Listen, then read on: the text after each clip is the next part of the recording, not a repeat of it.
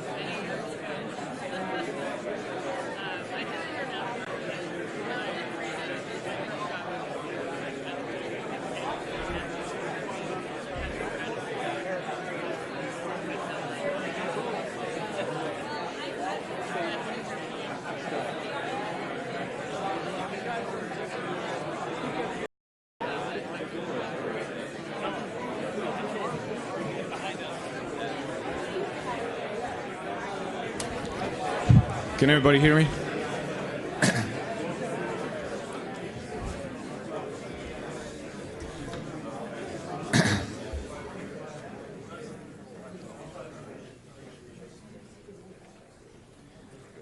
Well, good morning, everybody, and thank you for being here. My name is Il Bayraktari, and I'm the Executive Director of the National Security Commission on Artificial Intelligence. We are thrilled by your attendance. We have a terrific day ahead of us. For those of us who are passionate about AI and national security, this is a must-attended event. For those of you, I'm sorry. When I received the call to serve as the Executive Director, I knew right away I had to say yes. There are few moments in history when strategic shifts and technological revolutions intersect in such dramatic ways. For Americans of my generation, this is a new challenge. During the late 90s and for much of this new century, We enjoyed the results of investments in technology made in the 70s and 80s for defense purposes. Our innovation edge and military edge were a given. Our investments in innovation built a powerful force and helped assure our military dominance during a time when our competitors were in disarray. Some of those same investments enabled the technology sector to flourish. Today, 20 years later, we face a different reality. Our strategic competitors are closing the technological gap, and this has a direct impact on our economic and military power as well. We remain the world leaders in innovation, but our margin of advantage is smaller. Our competitors have watched us. They have invested in critical capabilities, and they are challenging us in the air, sea, land, and new technological domains, including AI. We are in the midst of a strategic competition. The fact that AI is at the center of an economic and military competition must focus the American mind, as we say in our report released yesterday. Fortunately, those of us working on AI and national security are benefiting from a rare moment of countrywide enthusiasm, bipartisanship, and unity. In the last 8 months since we started this journey, our Commission, we have seen an incredible energy, focus, and willingness to work together towards a common goal, to get AI right. To date, our commissioners have received more than 100 classified and unclassified briefings during their 4 meetings and 17 workshops since we started in March. The staff has also held more than 200 engagements with government officials, private sector experts, academics, and human rights groups. Every agency and group we have met has generously shared their time and expertise, so we thank you all. We, along with many of you, are truly part of a growing coalition dedicated to ensuring that the United States will responsibly lead the world in AI for the security of the American people and for the benefit of humanity. I believe that the assessments you will find in our interim report released yesterday will help frame the issues we face, will ask the right questions, and will serve as a strong foundation as we begin developing our recommendations. As our work continues, we will share the results of our efforts in the most transparent way possible, through events like this today, media and public engagements, direct feedback from all of you, and our reports. It is my pleasure to kick off the NSCAI's first conference titled Strength Through Innovation, the Future of AI and U.S. National Security. I would like to thank so many of the distinguished guests that are here with us today. Our understanding and the direction of our next steps will be improved by your insight and feedback. Help us improve our assessments and help us get the recommendations right. Before we begin, I have just a quick admin notes. We'll be moving quickly throughout the day without many breaks, so please feel free to plan your own breaks. We have coffee along the wall outside, and the restrooms are near the lobby. Please also take a moment right now to silence your cell phones. With that, I will hand over the stage to Representative Elise Stefanik, the ranking member of the Armed Services Subcommittee on Intelligence and Emerging Threats. Representative Stefanik has been one of our key supporters in this effort, and I'm so excited she's with us today here to kick off this important event.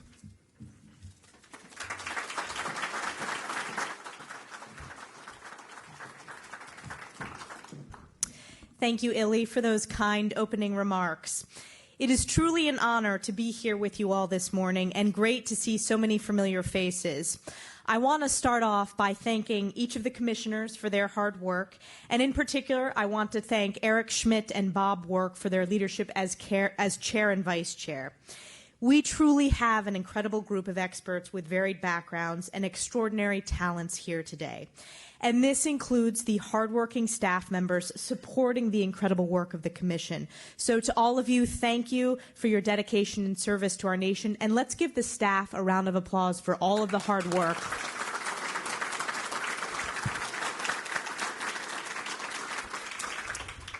We have so much to discuss today.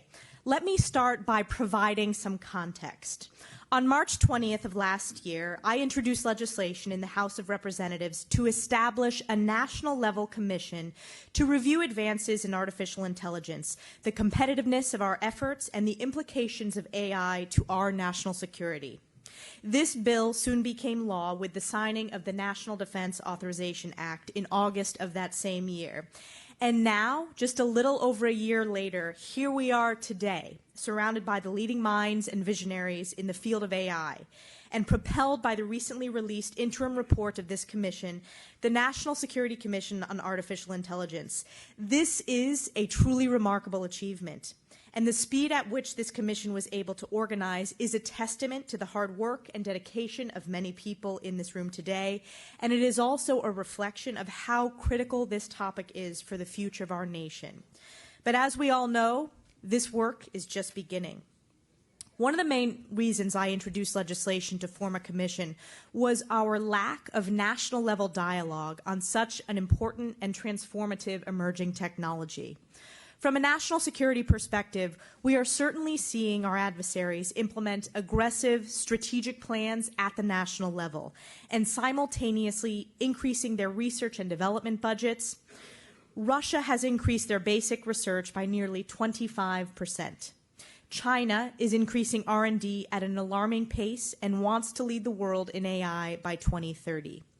More and more, we also see China creating barriers that support their domestic capacity while also exploiting and monopolizing key AI-enabling commodities such as data.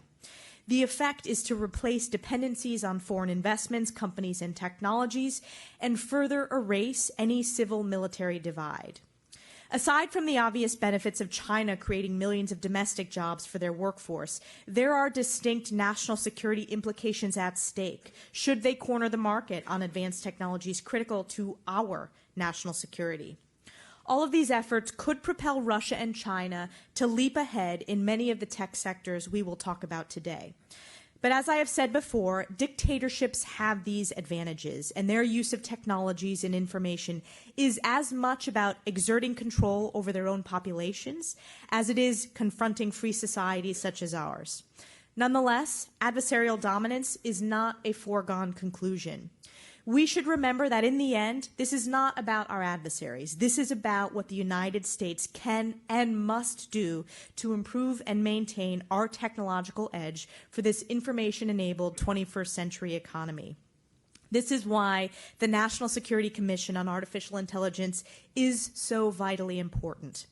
What we discuss today, and indeed what this commission discovers and recommends in the coming months, must be translated into action to inform and reform our national level efforts so that the United States remains home to the world's leading experts, researchers, and technological breakthroughs in AI. As designed, and as we have seen from the momentum created thus far, this commission stands in a unique position to drive this much-needed national-level dialogue for AI and to energize our domestic industrial base that will provide jobs and opportunities across many of the sectors we will talk about today.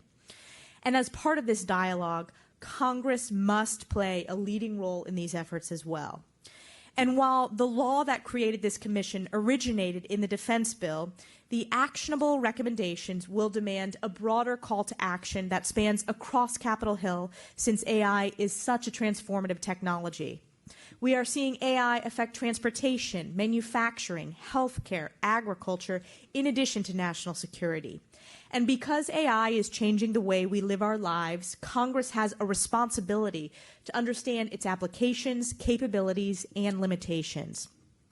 Congress represents the full breadth of our nation, and through our constituents, we are directly attuned to the safety, security, and economic interests of our country. When well-informed policy meets bipartisan support, Congress can lead the American people and direct resources at scale and unlike any other governing body in the world. This includes ensuring we lead the world in research and development and ethical AI applications that empower individuals, create business opportunities, and strengthen our national security. Congress will also play a significant role in identifying and understanding the risks associated with advances in AI under the law of armed conflict, international norms, humanitarian law, escalation dynamics, and other ethical considerations related to AI, machine learning, and associated technologies. When Congress sets the right conditions and dedicates the right resources, the American people will have the opportunity to ensure that AI reflects our values as we lead the world in the advancement of this transformative technology. Fortunately, Congress and indeed our nation will have the momentum of this commission to build on. And while we have significant expectations of this commission and anxiously await your final recommendations, we do so while continuing to offer our full support and confidence, because the threats we face and opportunities we have been presented demand that we energize and organize this country to ensure that policy keeps pace with technology. So as you continue your hard work, you have my commitment that Congress, too, will keep our sleeves rolled up to legislate this broader call to action. Thank you again to the Commission and all of our members here today for allowing me to speak. Thank you for the partnership with my office. I look forward to a productive session today, and I look forward to the summary. I wish I could stay longer, but I have to head back home to my district in upstate New York. But it's great to be with you to kick things off. Thank you very much.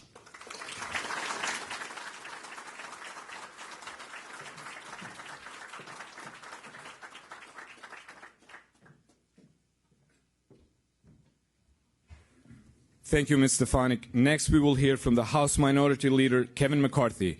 Representative McCarthy unfortunately could not be here today, but he sent a short message to help kick off today's program.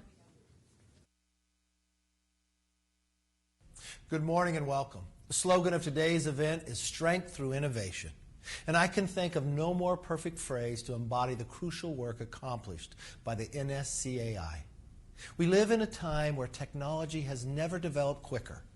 Like the Manhattan Project of yesteryear, the mastery of artificial intelligence represents the next great technological hurdle for our country to overcome.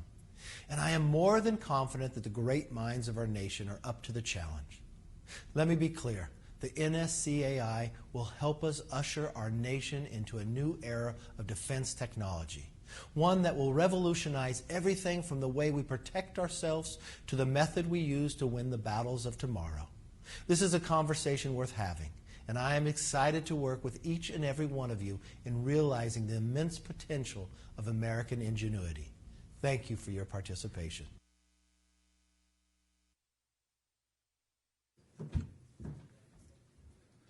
Next, it is my distinguished pleasure to introduce Secretary Rick Perry, the former Governor of Texas and the current Secretary of Energy. Sir.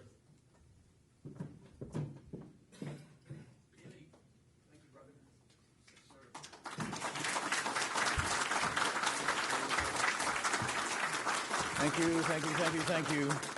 Illy, thank you very much, and to all of you for being here today. I just want to say a quick thanks to Representative Stefanik for her work and what she's been doing and involved with. I mean, she does have passion, so and it was obvious as you got to see her not only perform here, but in word and deed, as she makes AI this nexus with national security, as we see here today, very well represented by the men and women in uniform. And thank you all for the work that you all are doing. It's a true honor for me to get to address all of you at the National Security Commission on Artificial Intelligence Conference and on the future of AI and national security. And I think today's theme is strength through innovation. And that's exactly as it should be. For innovation is the lifeblood of this country. It's a vital source for our security. For nearly 3 years, I've had an incredible privilege to lead one of the world's greatest incubators of innovation, obviously the Department of Energy, DOE's unmatched research and development infrastructure, including our 17 national labs. They have left an indelible impact on our world. Their story, it really began more than 7 decades ago with the Manhattan Project, the Atomic Energy Commission, pursuing one of the greatest national security missions of all time. Thanks to that mission, our nation harnessed the power of the atom. They changed the course of history, secured freedom's future. for a lot of generations to come. Now I want us to pursue for a moment, and I want us to pause for a moment as well, and imagine how different the world would be today if America had failed to lead at that very pivotal time. Imagine if our adversaries of that time had harnessed that power first. The results would have been catastrophic. Paraphrasing Winston Churchill, the whole world would have sunk into the abyss of a new dark age. Today, America faces a similar moment with innovation once again, ready to tip the scales as we spoke outside. We are engaged in an epic race for AI supremacy with rival nations holding rival notions about freedom. If we fail to win this race, Churchill's words of warning could well become a reality. As I speak, China and Russia are striving to overtake us, and as everyone knows, neither of these nations shares our values or our freedoms. Both of these nations are crushing liberty at home, with China building an AI surveillance state capable of monitoring every move its citizens make. Both are using their power to undermine the sovereignty and security of other nations. Imagine what they could do. Imagine what they would do if they win the race. President Trump recognizes this and has affirmed, both by word and deed, that America must win. From unleashing federal dollars and promoting R&D investment to removing barriers to AI innovation, from empowering American workers with AI-focused education and training at home, to supporting America's AI efforts overseas. The President's Artificial Intelligence Initiative calls on every federal agency to help America prevail. And at every point, it depends on institutions sharing their unique capabilities with each other to achieve this goal. At DOE, we've answered the call. Our computing capabilities and our deep expertise are second to none. DOE houses the world's 2 most powerful computers and 4 of the 10 fastest computers in the world. And we will soon deploy 3 next-generation exascale machines that will be up to 30 times faster than the fastest machine that we have today. Combining these incredible machines and expertise with AI becomes abundantly clear what DOE has to offer. That's why I believe DOE is approaching the epicenter of what I call the golden age of artificial intelligence. DOE is working on hundreds of projects, often with others, to develop, deliver, deploy as early as this year. I directed the Secretary of Energy Advisory Board, which is a group of extraordinary men and women who assist us at the agency of looking up and over the hill, giving us advice. And I asked them to form a working group on AI issues. And this September, I established the Artificial Intelligence and Technology Office, AITO. First of its kind. Schmidt, as you and I were discussing earlier, having that central place in government where all of us can go and not have to think, well, is it DOE that's doing this? Is it over at DARPA? Is it over knowing that there is a central focus on artificial intelligence, I think was very important for this country. And no better place, I think, to do that than DOE, obviously partnering with all these other agencies of government and these institutions that are partners in the private sector and in our university settings. It will expand key partnerships with government, with the private sector, with the academic institutions, and with our allies abroad. We were just in Israel working down in the Negev desert there with some of their cybersecurity experts this last year, who will be obviously very important partners as we go forward. AI is going to enhance our national security. And I might add, that includes our nuclear security. So our National Nuclear Security Administration is using AI, using that supercomputing capacity to simulate next-generation weapons design, support science-based stockpile stewardship without any nuclear testing. It also includes intelligence gathering. As DOE is one of the 17 federal agencies comprising America's intelligence community, so NNSA is using AI to monitor our adversaries' nuclear testing and proliferation activities. And since we can't have national security without energy security, it includes securing America's energy infrastructure. And so we're using this powerful tool to protect the grid against cyber attacks, against physical attacks.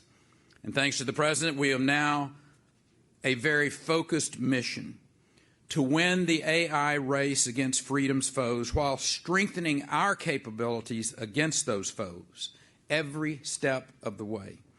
And just as the Manhattan Project led to a nuclear triad of land and sea and air, securing our nation for decades when they did that, so will today's strategic force be creating a technology triad of exascale, AI, and quantum, empowering us for generations to come. And it's only through this remarkable new triad that we are on the cusp of something momentous, something that would have been impossible without it. We are about to diagnose, treat, and prevent traumatic brain injury in all of its aspects. Some of you may have seen, as late as this morning on one of the major channels, a story that's proliferating about how young women in soccer and the concussions that are occurring and that traumatic brain injury that's occurring there is every bit as prevalent in that arena as it is in football. I mean, the breadth of this, of what we're going to be dealing with on concussions, traumatic brain injury, post-traumatic stress, the opioid epidemic that's come from that, the suicides, the power of impacting people's lives, of which you are now very engaged in, is an extraordinary story. This is about making a better world. This is about someone pointing to something and saying, they really changed the world. And that's what we have within our grasp, if we prevail. I see an end to energy poverty as we deliver more energy to more people across the globe than ever before. I see us revolutionizing transportation, building smarter cities. I see people living, not dying, as we forecast earthquakes and other natural disasters more precisely than ever before. I see children no longer malnourished as we boost crop yields to incredible levels. As I mentioned, I see us ending the opioid epidemic. I see us finding cures for intractable diseases. Our adversaries seek to subjugate, but we will liberate. They seek to exploit, but we will empower. They seek to dominate, but we will serve. I believe that we, a free and innovative people who split the atom, we walked the moon, we brought tyrants to justice, will rise to this challenge. And as we do, I believe if we stay true to freedom, He who gave us our freedom will light our way. For the sake of this generation and generations to come, let us run the race, fight the good fight, and win. God bless you for your efforts. God bless your work on this commission, and may God bless our great nation and its freedoms. Thank you.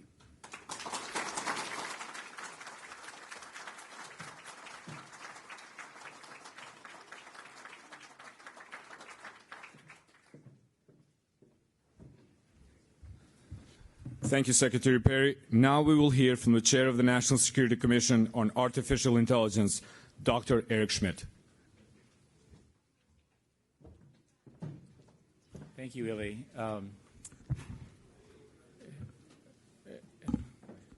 Representative Stefanik, Kevin McCarthy, Rick Perry are extraordinarily amazing public service, and we are really, really grateful to have them help us here today. I want to make sure that I welcome everybody here and say I'm really, really happy we got to this point. We're halfway through. And I should also note, by the way, I'm speaking for the Commission and not for any particular company you might be thinking about. I want to say at the beginning, so we get the narrative right, that we are unabashedly pro-American as a group. And we believe that we have to win and that we will win. And so I'm really happy to open this conference on behalf of all my commissioners. And what's interesting is when you look at the Commission's composition, we have pretty much the top folks in AI, in business, industry, academia, and in ethics. So somehow the Congress managed to do this in the right way, and it got the right people together. And we've been working hard over the last 8 months to get to this point. And I think what we've concluded is the U.S. government sort of needs our help, right? The U.S. government is sort of this big thing that sort of moves around, and that collectively we can act, and that individually we are not individually strong enough, but as a group we're extraordinarily strong enough. Now, there are many, many different aspects of AI. Along with Dr. Kissinger, who I've worked with for a long time on the future of AI, there are lots of interesting questions about what does it do to human society, what does it look like to coexist with the eventual developments of these technologies. What we decided as a commission was not to focus on that, but rather to focus on the shorter term, the stuff that's in the next 5 or 10 years, the stuff that will affect our lives every day. And indeed, the commission and the NDAA language said that we were given a very specific focus. We were given a focus to consider the methods and means necessary to advance the development of AI, machine learning, associated technologies by the United States to address national security needs. Couldn't be clearer. And they wanted essentially an outside perspective on what the nation needed to do to ensure our leadership, both internally as well as against various adversaries and so forth. And so we're giving you today our initial views of what we need to do. And I want to say that AI has enormous potential. Most of the commissioners spend most of their time on this, and I think collectively we're all in agreement on this. And that this potential can shape many, many aspects of our lives. Because the way AI works, it has the unique ability to process information, to provide insights, and to alleviate the burden that sort of rote tasks, sort of the drudgery of human life. And with the right values, which is a key point, it can unlock human potential, enabling individuals to become more effective, to become more capable of achieving their objectives, and to become more able to focus on things that they care about. In other words, it empowers people. And ultimately, our nation is about the people who are in it and the strength of our country, which I'm very proud to stand here on the stage to represent. This technology is also a very powerful, not only today but in the future, a very, very powerful tool to ease fundamental scientific advances, which is a really fun subject to talk about. Whether it's beneficial services to populations in need, it can help with humanitarian tasks, help big issues involving transportation and agriculture, as the Secretary said. And it's also clearly going to improve our national security because of the DoD and intelligence community work. And you're going to hear a lot about that today. Now, we are fundamentally optimists about this, and I want to state right up front that we live in a dangerous world. China and Russia in particular have concluded that at the state level, the state that masters AI will accrue tremendous strategic advantages. And they are on record saying this, right? Look it up. So they're prioritizing the development of AI across their many, many organizations in the government and institutions and so forth, and they're clearly making rapid progress. And other nations as well. So we are in a competition. There's no question the game has been set. There's no question this is going on. There's lots and lots of evidence. I don't need to belabor the point in the room, but one thing that I will say, and I don't know if it's true for some of you or not, but most Americans that I've dealt with have an older conception of China. They think of China the way it was 10 or 20 years ago, right? Now, by the way, this is seriously impressive. They went from a per capita income of $89 in 1960 to roughly $10,000 per capita, right? Fastest growth in any part of history in any nation. It spends roughly 88% of what the U.S. does on R&D, adjusted for purchasing power. Pretty interesting. And these people are smart. And the government has ambitions and specific plans and promising billions and billions of funds to surpass the U.S. in key technology areas. I don't know about you, but I think about competition, and I think about, I've done this my whole life. I think many of you have as well. Okay, we got a competitor, and we have to deal with it. And what's interesting is if you look at the most recent announcements, China has announced its intention to lead the world in a broad swath of technology, specifically quantum communications. I'll read the list. Quantum communications, supercomputing, aerospace, 5G, mobile payments, with me? New energy vehicles, high-speed rail, financial technology, and, of course, artificial intelligence, including a goal to lead the world by 2030 in this area. The size and commitment that the nation of China is pushing on engineering and science will have a large impact on the United States, and we need to address it directly. So in that context, the Commission is spelling out a strategy to ensure continued American strength, competitiveness, and security. And when you go through the document and you listen to we will show you where the American exceptions are, the extraordinary levers that we have that are unique. And by the way, they are many, they are not few, but we have to understand them. And whether this is America's competitive advantages in the private sector, our decentralized ecosystem, which is a benefit, our ability to draw upon the world's talent, right, as a talent magnet through immigration and so forth, our system of free inquiry, right, literally the craziness that we deal with every day, the free inquiry of our nation is a strength, not a weakness. And the risk-taking that we've taken as a country to build the industries that have gotten us to this point will help us against the AI challenge. So my point is, these strengths, right, which we complain about all day, these strengths are the strengths that will give us the competitive edge that we need if we emphasize them, if we focus on them at the political, government, industrial, commercial model. So what we think now, and you'll see this in our report, is that our government is unprepared to handle this potential for good or bad. There's a long list, right? So let's start with talent, and we're going to talk about that. There's a national shortage of AI talent. It's particularly severe in the government workforce. Right? This is a well-known problem. Lots of people working on it. It needs to get addressed like now. Our national security departments and agencies, they need a culture change. Right? The old model is not going to work in this, whether I frame it as global competition or innovation economy or whatever you want to do it, it's not going to work. And I think it's time to rethink the way these organizations perceive and approach threats in the age of software supremacy. And by the way, software supremacy, that's us, right? Let's keep it that way. But others are coming along. And whether it's cyber attacks and attacks on infrastructure, everything you all know about, they're probably going to play a similar role as physical attacks played in the 20th century, we'll see. And in particular, the DoD, we're going to talk a lot about this, needs operational concepts and organizational constructs suited for future battlefields, right? And this is, again, well established. We just have to do it. Now, our focus here so far has been on the government, but that's not what I think is our I'm not trying to exclude the role of everybody else. We have to do this together.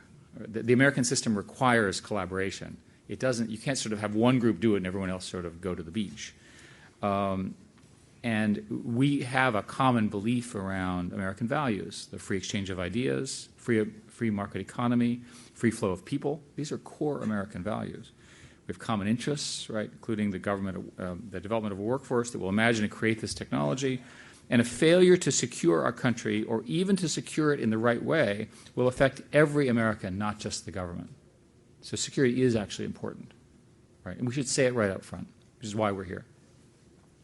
So we have to recognize that this is a competition and that we have to win, okay? Pretty straightforward. We all understand. Now, we've got to do some things involving investment. We've got to invest in education and enlarging human capital. Right? Makes sense? We have to figure out a way to expand public-private sponsorship of R&D. Other countries have terms where they force it or they have specific terms. We have to sort of make this the norm, right, that people are working together, and we'll talk about this at great length. This also means that we have to keep talented researchers from outside the U.S. in our country because they're working on our behalf when they're here. And we need to open the door for the rest of the world to join and become a permanent part of our tech ecosystem. We need the talent here so they're not elsewhere. We need to figure out a way to do global technology leadership in the ways that I've talked about. The advantage that we have in the use of the English language is not trivial. It's well worth. And what it takes, what U.S. firms need in order to win.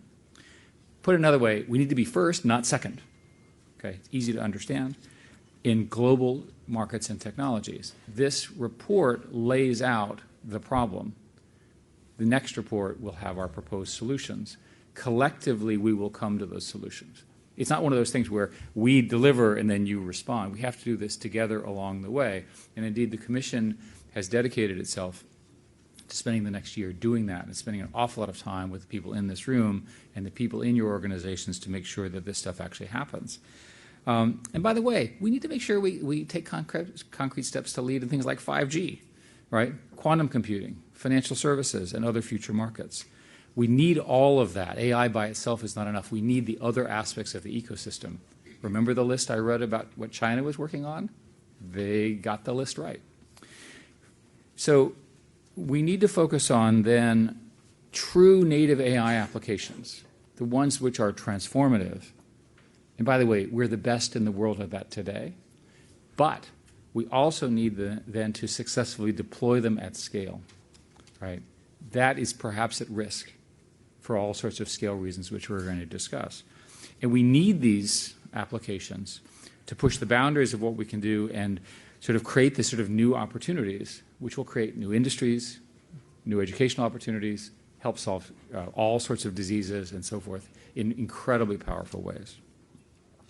We need to emphasize our values, which are openness and our diversity, which are strengths. These are American strengths, and we want them to win. And we need to advance our cooperation with our allies. We need the allies that we've traditionally had to help us provide the necessary ecosystem, partners, and platform to deliver on this globally. And the fact of the matter is that the new trade war is really establishing these global technology platforms that are the key to our continued leadership in this long term. This is what America is about. And I'll give you an example. AI-based medical imaging technologies will be invented in the United States because we have the best people. But they will be sold to more customers, more patients, more doctors globally than in the United States just because of the laws of math. So once you understand that we invent it, but we also have to productize it and productize it globally, you understand the value of these American-developed technology platforms, which are so central to our economic growth. So there are plenty of examples, by the way, where we also need to work with our competitors.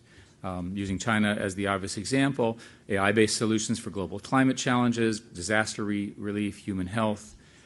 We should, for example, begin collaborative discussions on AI safety, which is roughly, I want the AI to do what we said it was going to do, right? The models perform as advertised. Our final report will offer recommendations to help navigate the trade-off between cooperation and competition. So, for example, are there ways in which I'll use another example in China, are there ways in which we can use some of the Chinese infrastructure within our own, but make sure that it's safe? So this is the nature of our thinking and the approach that we're taking.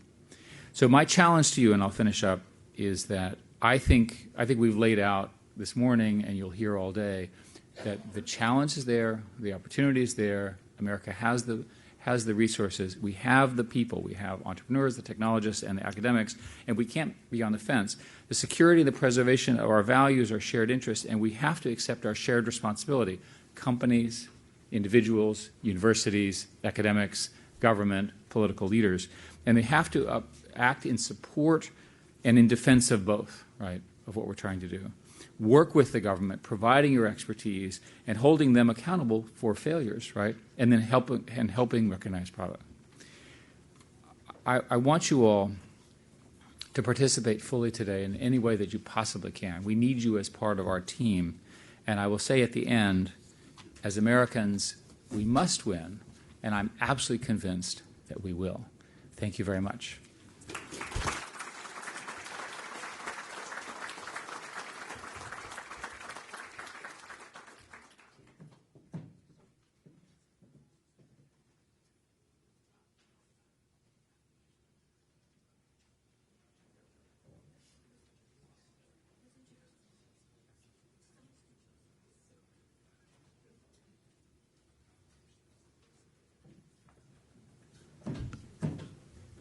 Good morning. It's my pleasure to introduce the first panel of the day, Strengthening Our Core, The Way Ahead for American R&D, and it'll be led by Commissioner Andrew Moore, who chairs our working group focusing on AI R&D. Please join me in welcoming him to the stage.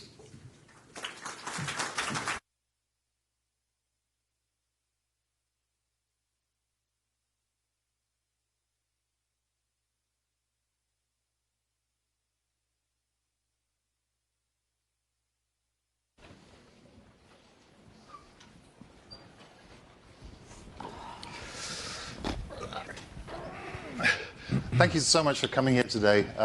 We are having a discussion related to Working Group 1, which is looking at the basic questions around research in the United States.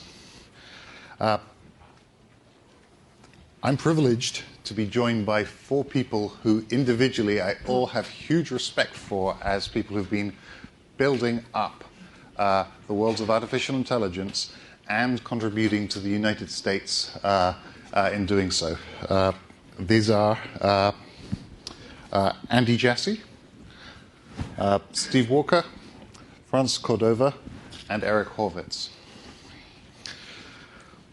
So, technology R&D in the United States has long been driven by a triangular alliance involving companies, universities, and the federal government.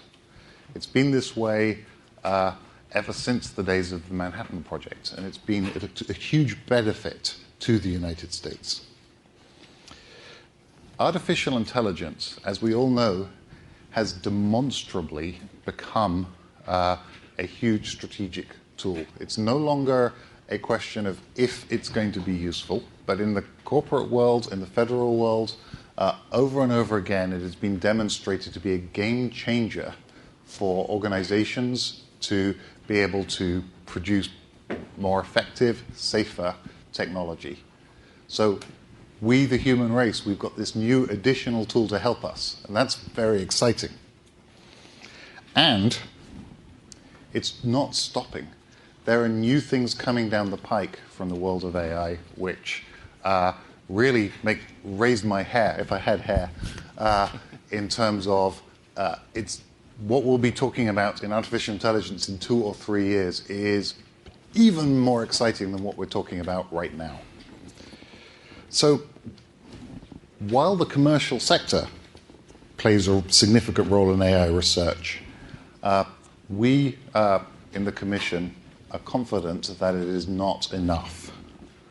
It is insufficient to sustain the US advantages which we've enjoyed over the last 70 years. The government does retain a critical role, especially in supporting basic scientific research and research directly relevant to national security.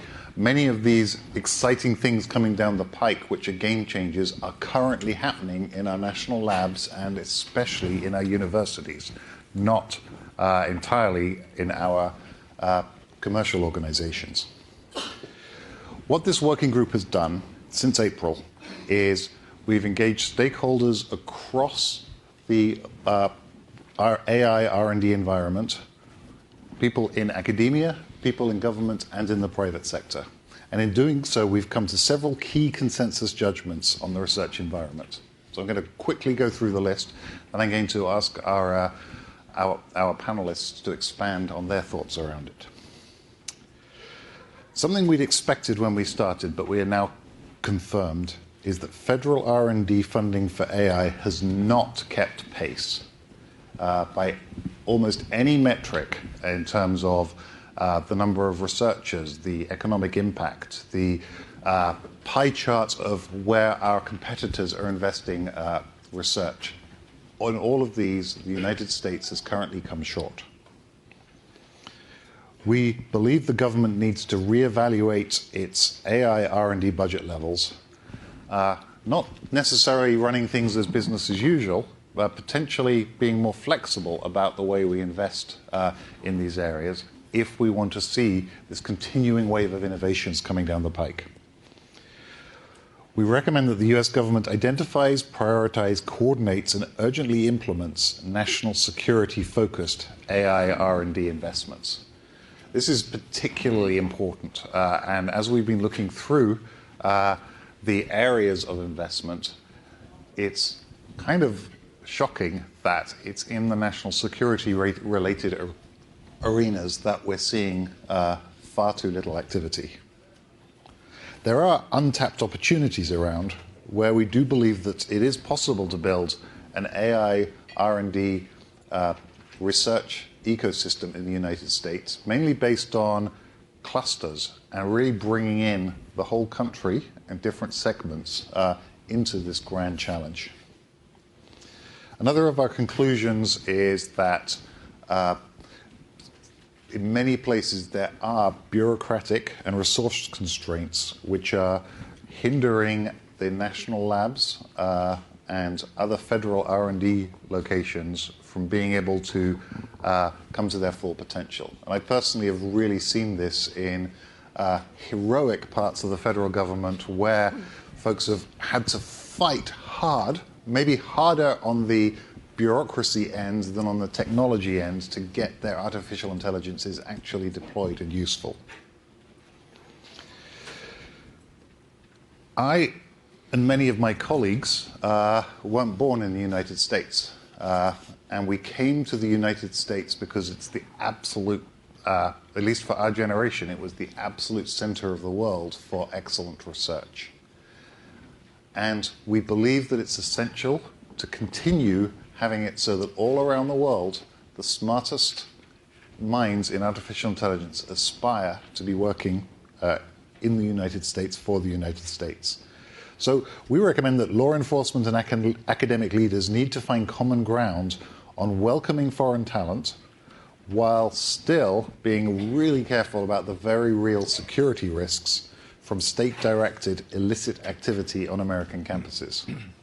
Officials should recognize that overly broad investigations or blunt restrictions on academic research carry major risks to national security and to preserving our AI leadership. So that's a quick summary of what we're talking about. I'm now going to ask the panelists to help expand on this. Each of them we're going to ask for their perspectives on two central questions. What is the comparative advantage of the US research environment? Where are we with risk of, or where are we weakening? And where do we see opportunities? The second question is, how does our current R&D environment need to evolve to fully leverage the transformative potential of AI to strengthen our national security? I'm going to now ask my panelists to each take turns with short remarks. And we will begin from me outwards with Andy Jassy. Thanks. I think that if you look at where we are today, I still think that the U.S. leads in AI research and groundbreaking and foundational research and breakthroughs. I think in significant part because of the amazing universities we have in this country and a lot of the companies who've made very significant investments here. I think we have an unusual amount of talent here, as Andrew referenced earlier, and I think there's an unusual entrepreneurship community in the United States. I mean, most of the even early stage startups today are using machine learning and AI in their early stage businesses. So I think we have a lot of advantages that we've started with, but I think others are catching up. And I think you see it particularly with China and to some extent Russia as well, and they're primarily top-down, government-driven in terms of what's happening. And you know, in the business I work in every day, which is our cloud computing business called AWS, we often get asked, what are the biggest differences between companies that are making a big move to the cloud versus those that just talk a lot about it? And oftentimes what it really is its alignment at the senior leadership levels at that organization, and then an aggressive top-down goal that forces the organization to move faster than it organically otherwise would. And I think that, you know, in the U.S., we haven't yet taken that mantle of that top-down leadership. We don't have a top-down aggressive goal. We're not funding research in AI like we really mean it yet. We have a start, but not really like we mean it yet. We haven't kind of provided guidance and regulations on how to use the technology in AI so that we make sure we're using it responsibly, but we also get out of our own way with all the debates on how to use it. And if you contrast that, you can look at China, where they are very aggressively driving it from the government top down. You know, they have a very clear incentive and goal to be number one in AI by 2025. They have relatively few limitations and constraints and regulations in how they act. And you know, they view it as a very important strategic initiative to lead in this area because they believe it's the future of really almost everything that we touch in society. And so, you know, I think that Russia may be less expansively than China, but still very big top-down investment to use AI to their benefit in the military. So I think when you get back to our country, we need to pull together a more significant top-down strategy. You know, I think one of our jobs as governments, as a country, as companies, is to try to look around the corner and see what may be coming before it has meaningfully negative impact for our citizens or our customers and whatever we do. And I think you can look at where we are today, and you know, this may not be exactly that Sputnik moment, but you can see there is a huge amount of activity and momentum right now in AI, and we need to look around that corner and pull together a top-down strategy that allows us to invest in this transformative technology the way we should. Thank you. Great. Steve Walker, Director of DARPA. I like the title of this panel, Strengthening the Core, because I think our core is pretty strong. I mean, the core, when I think about the core of our R&D environment in the country, I think about how Vannevar Bush first stood it up, right? Academia, the private sector, industry, and government pulling together in this loose federation, our development community. You know, out of that concept sprang NSF pretty quickly thereafter. Took a little bit longer for DARPA to pop up in 1958 after Sputnik. And this sort of loose federation of entities or ecosystem has really served us well through World War II and after during the Cold War. I don't want to change that system. I think it works well, at least from the standpoint of innovation and allowing ideas to come bottoms up, which is really the DARPA model. Hire the best people you can bring into the organization and turn them loose, allow them to fail, measure their progress, but give them the freedom to innovate. That works well for our country, and I think it's working well in the AI domain today. What may not be working as well is some of the seams that have grown up between those different communities for various reasons. And so I think one of the risks or the weak points there in the system that we've used over these many years is building those bridges again between those communities. And I in national security and the defense sector, we have the defense industry. We work with them all the time on military application, and that's great, and it works well. But we have a whole commercial sector out there that is really focused on developing AI tools and techniques. And DARPA, we at DARPA interact with that community as well. But building the bridges a little tighter between the commercial sector and the defense sector on the application side of AI, I think is going to be critical as we move forward. I'm pretty comfortable this country is still innovating better than anybody on the research side. And there is pressure at our academic institutions for various reasons. Talking to Kathleen, who's a DARPA alum before, who's running a department at Tufts Computer Science Department. Lots of students coming on board, which is a great thing. But giving them something to do after they graduate, and not just in the commercial sector, but also the defense sector, I think is going to be important. You said it, Andrew, early on. We want to continue to be the country that attracts the best and brightest people from all over the world. And the last thing we want to do is train them here and have them go home. We want to keep them here if possible, and so that's going to be important. That's a weakness that's popping up that we really need to deal with, I think, as a nation. I can't remember what the second question was. In fact, you've been super helpful in all of this, but it is the question of how the current R&D environment needs to evolve. Yeah. So, and I'll talk a little bit more about it, hopefully in the open session, but one of the things we've done in the electronics sector is DARPA has led an effort called the Electronics Resurgence Initiative, which has really, I think, it's about 2 years old, but has really been successful at bridging that gap between the commercial microelectronics companies and the defense sector companies working in electronics who need those devices. Academia is the foundation, working with companies across the board, but working with both sides of that industrial aisle to get the best electronics we can, which is really in the commercial sector now, over to the defense sector for national security purposes. I'd like to explore that, I think, a little bit more for the AI community, because I think it's not as far along. I completely agree. Yep. So much of AI is now becoming hardware and compute bound. Yes. Dr. Cordova. Hi. Good morning, everyone. Not to lose my voice with the cold. I am very glad to be on this panel, and especially we've had so many connections on this panel. Let me mention a couple of those first. So Steve and I chair the White House's Select Committee on Artificial Intelligence, and that brings together all the agencies that are involved to talk about what we're doing and how we can grow and do more together.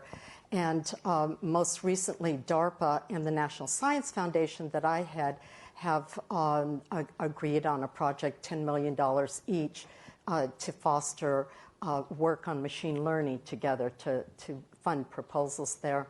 And Andrew, of course, is a great role model. I used Andrew, earlier this week I was at both Stanford University and the University of California at Santa Barbara, where they've just launched with Google, the big quantum computer. Andrew is my role model for how universities should change and think about what's a professor. He's gone in and out of universities. He's been a dean at Carnegie Mellon, and now he's back in industry, but he circulates, as do many of the computer and information scientists at our universities in this country. But I think that should be extended to the whole domain of the professoriate, that we should think, get out of our old school models of professors with tenure and so on, and be really encouraging the churn that is so important. I have a figure up here, a slide, which is a famous slide from about the year 2012, a report of the National Academies. It's called the tire tracks slide because they look like tire tracks. But what it is are different industries within the whole computer and information science domain that you can see along the tops of the tracks that are all connected and show the uniqueness of the ecosystem in this country between the government, which funds the long-term investments, and that's the red line that starts very early on, like the National Science Foundation would be a good example, DARPA another. We fund research that we don't even know where it's going to ultimately wind up. As Eric Schmidt himself has said at a commencement address that we often quote, that NSF is where all the interesting things get started. Thank you, Eric. So interesting things get started on those red lines way long time ago, and we invest for a long time. Then industry gets interested in some of the potential applications. Those are the next track over, and starts seeing how those can be blended with other innovations and create products.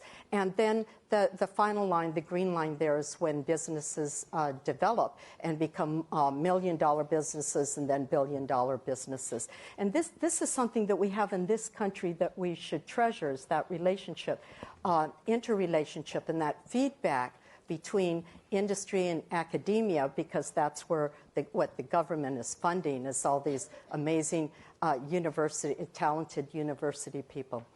So another point that I wanted to make is where NSF's investments are going. We spend about $500 million a year on artificial intelligence, and that 85% of everything we fund goes to universities. That's where the talent is. Some of the long-term programs that we're investing in now have to do with the security and safety of AI and the fairness of AI. So we have a collaboration with the Partnership for AI, which is composed of about 50 industries, and we're funding proposals there on the security and safety, transparency, accountability of AI. And with Amazon, we're funding a large number of programs on the fairness of AI.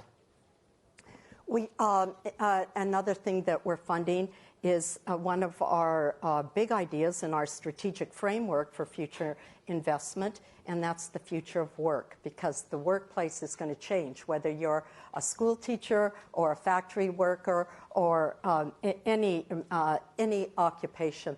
And artificial intelligence lies at the core of that change. In fact, we're fond of saying that for all of the big ideas that comprise our strategic framework, whether it's quantum or genotype to phenotype, the future of work, that it is artificial intelligence, which is the universal connector. And that's why we shouldn't limit ourselves and think about just funding artificial intelligence, because it is so broad, it permeates all our fields, it connects all our fields, it will change everything we do, not only in the workplace, but in education and how we play, how we think, and work with machines. So the last point I want to make is, in talking about universal connectors, I think about the glue that binds all of the disciplines together. And recently, as I said, I was in Santa Barbara, and that is the home of one person who invented Gorilla Glue, which some of you may have used. And that person turns out to be a friend of mine for a very long time. Our kids played soccer together.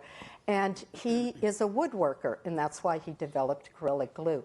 And to me, that is a key example that we talk about wonderful discoveries that are transformative, either in a little space like that kind of glue or a huge space like the AI glue. But it all devolves to people, to individuals that we fund early on to just experiment. And as they need to do things and they need to improve what they're doing, they become inventive. And they use chemistry and physics and mathematics, computer science, all the basics in order to do that. So an emphasis on the workforce and funding the workforce, training the workforce has to be a huge part of how we're thinking about the future. And that's a key goal of the administration and Congress and all of our agencies.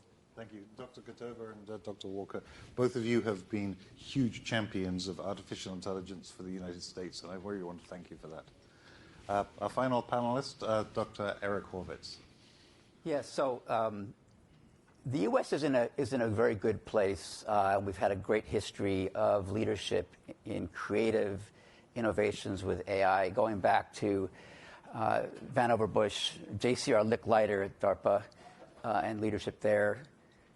Herb Simon, Alan Newell, John McCarthy, founders of the field of AI. But we could do a lot better. And I see great opportunity with bringing together government agencies, academics and academia, as well as industry to think through next steps in where we go and to address some of the hard challenges and opportunities coming to the fore. As the director of Microsoft Research worldwide, I've grappled with coming up with innovative models to bring together academia and industry, new kinds of positions, new kinds of resources, providing data sets of various kinds to academics and powerful compute that they might not have, for example. Providing homes in industrial environments for academics to understand some of the basic real-world challenges that are being faced in engineering as well as in the hard problem-solving tasks ahead. As chair of the Partnership on AI, I worked with the NSF to think through, as Fran said, this innovative approaches to bringing private sector together with government agencies to fund innovative topics in AI. And thank you very much for you, Erwin, and others for the great job that was done there. I thought I'd mention a few interesting hard challenges in AI today facing us technically to give folks a sense for why we need to bring government, academia, industry together. AI R&D has been on a fabulous run, but we can do more. Today's AI systems are actually rather quite brittle. Blind spots and biases show up all the time in these systems. They are narrowly focused in terms of how they can be applied. In some ways, much more is being said about their possibility than the reality of these systems. But we can make that reality come true over time. We need to give systems, for example, the ability to understand their own limitations, to give them a sense for their own competences in different situations. They need to know what they don't know, especially in high-stakes decision areas. We need to actually understand how to make AI systems more robust to attacks. The more we use AI throughout industry, government, and defense, the more we create AI attack surfaces that others can render useless with adversarial-focused attacks on these systems. So these defenses will require investments in AI technologies themselves, as well as in complementary technologies like security and verification, technologies in computer science outside of AI to make these AI systems better and more robust. And moving into the realm of basic science, where we really rely on academics to think broadly and long-term, it's clear that while we've made great progress, we have very little understanding of many mysteries of what I would call human intellect, mysteries of mind. How is it that people can learn so much without large amounts of labeled data in the wild in an unsupervised way, how can people learn to do one thing by knowing another thing, the idea of generalizing across tasks? And where does all of our common sense come from? This ability to manipulate thousands and upon thousands of facts daily in a very efficient manner. On another front, we need to better understand how to enable people and AI systems to work together collaboratively. Human oversight and controls are a critical foundation of AI in DoD and related national security efforts. And so there's great opportunity ahead on R&D on methods that enable AI and people to work in a seamless manner together, focused around the principle and goal where AI augments and extends human intellect, where we work to mesh the intellect of machine and human to create a better whole.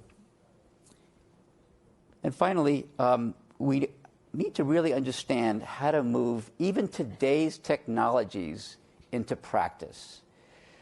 It's more difficult than one would imagine to take existing prototypes and even specific solutions and move them or translate them into real-world value-providing services, grappling with legacy systems and pipelines, training, understanding cases where the application of existing technologies is actually relevant and powerful and useful.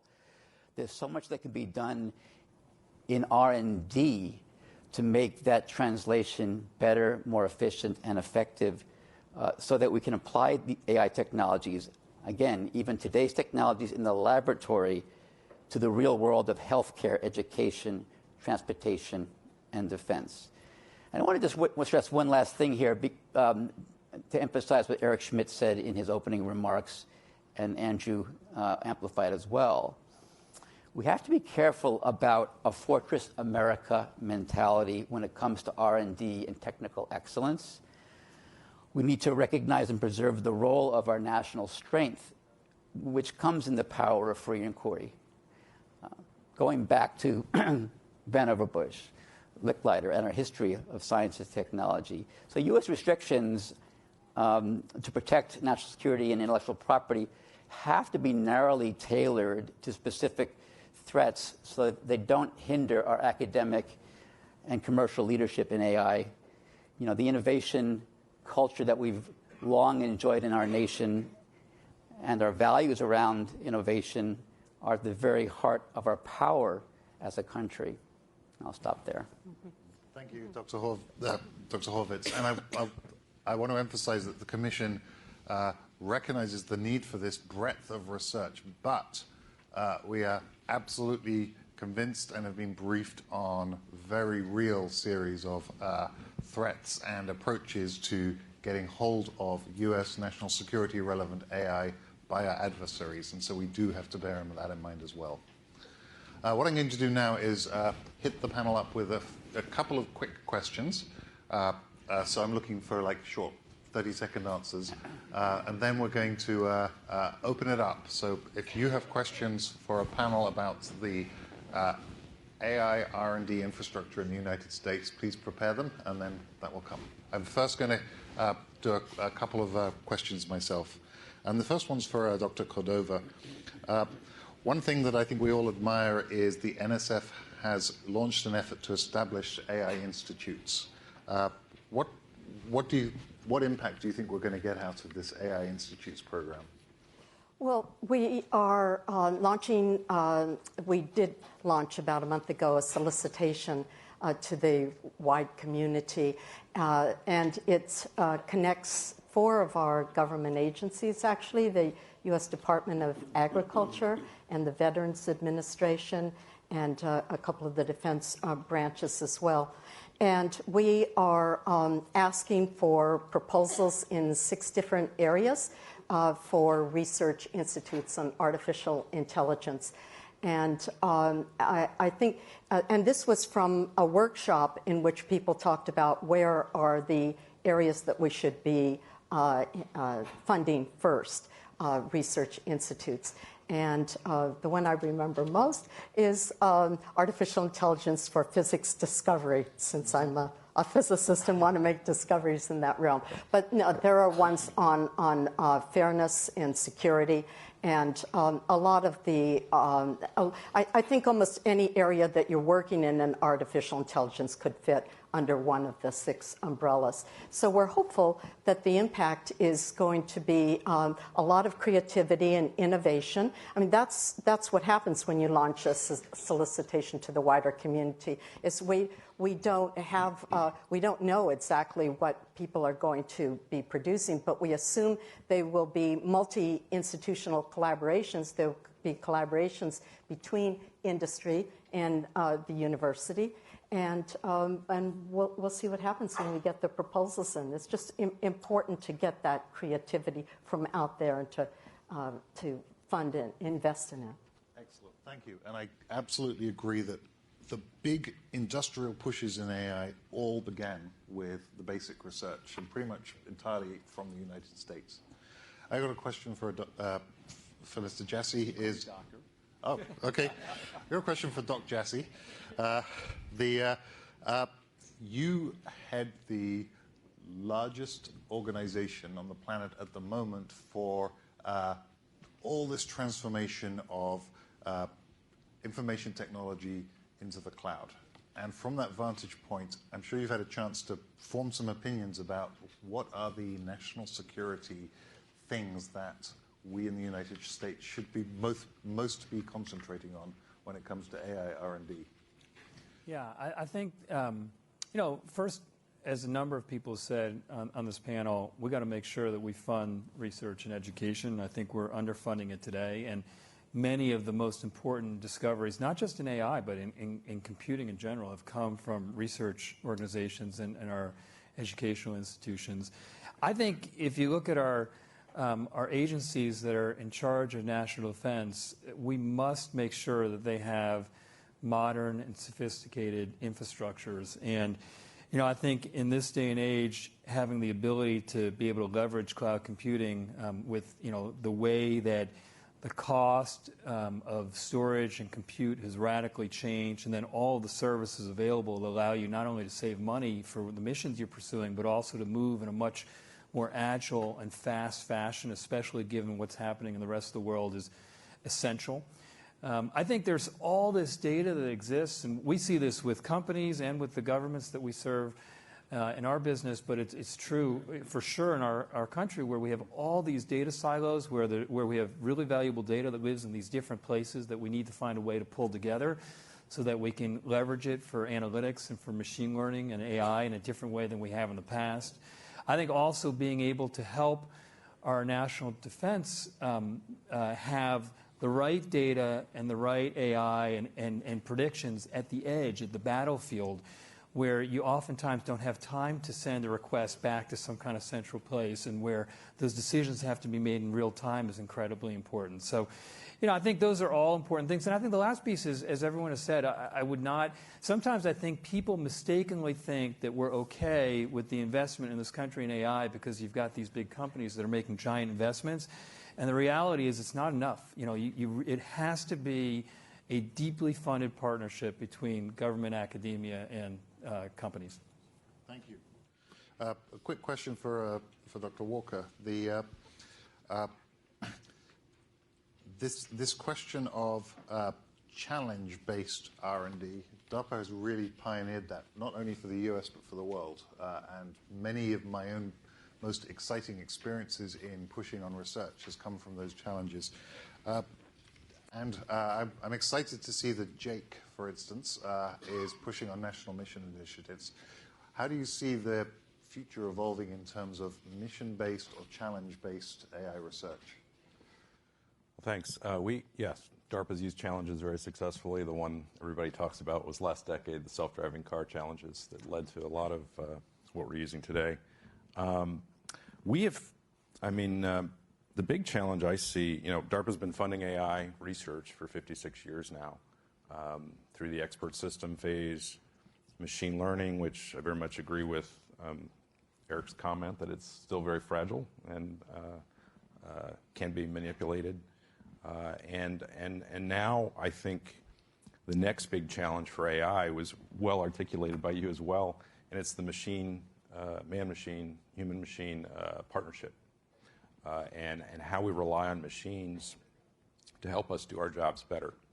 This will be incredibly important to warfighters, and we have started a program at DARPA called the AI Exploration Program, which is designed to explore very quickly all aspects of the human-machine partnership.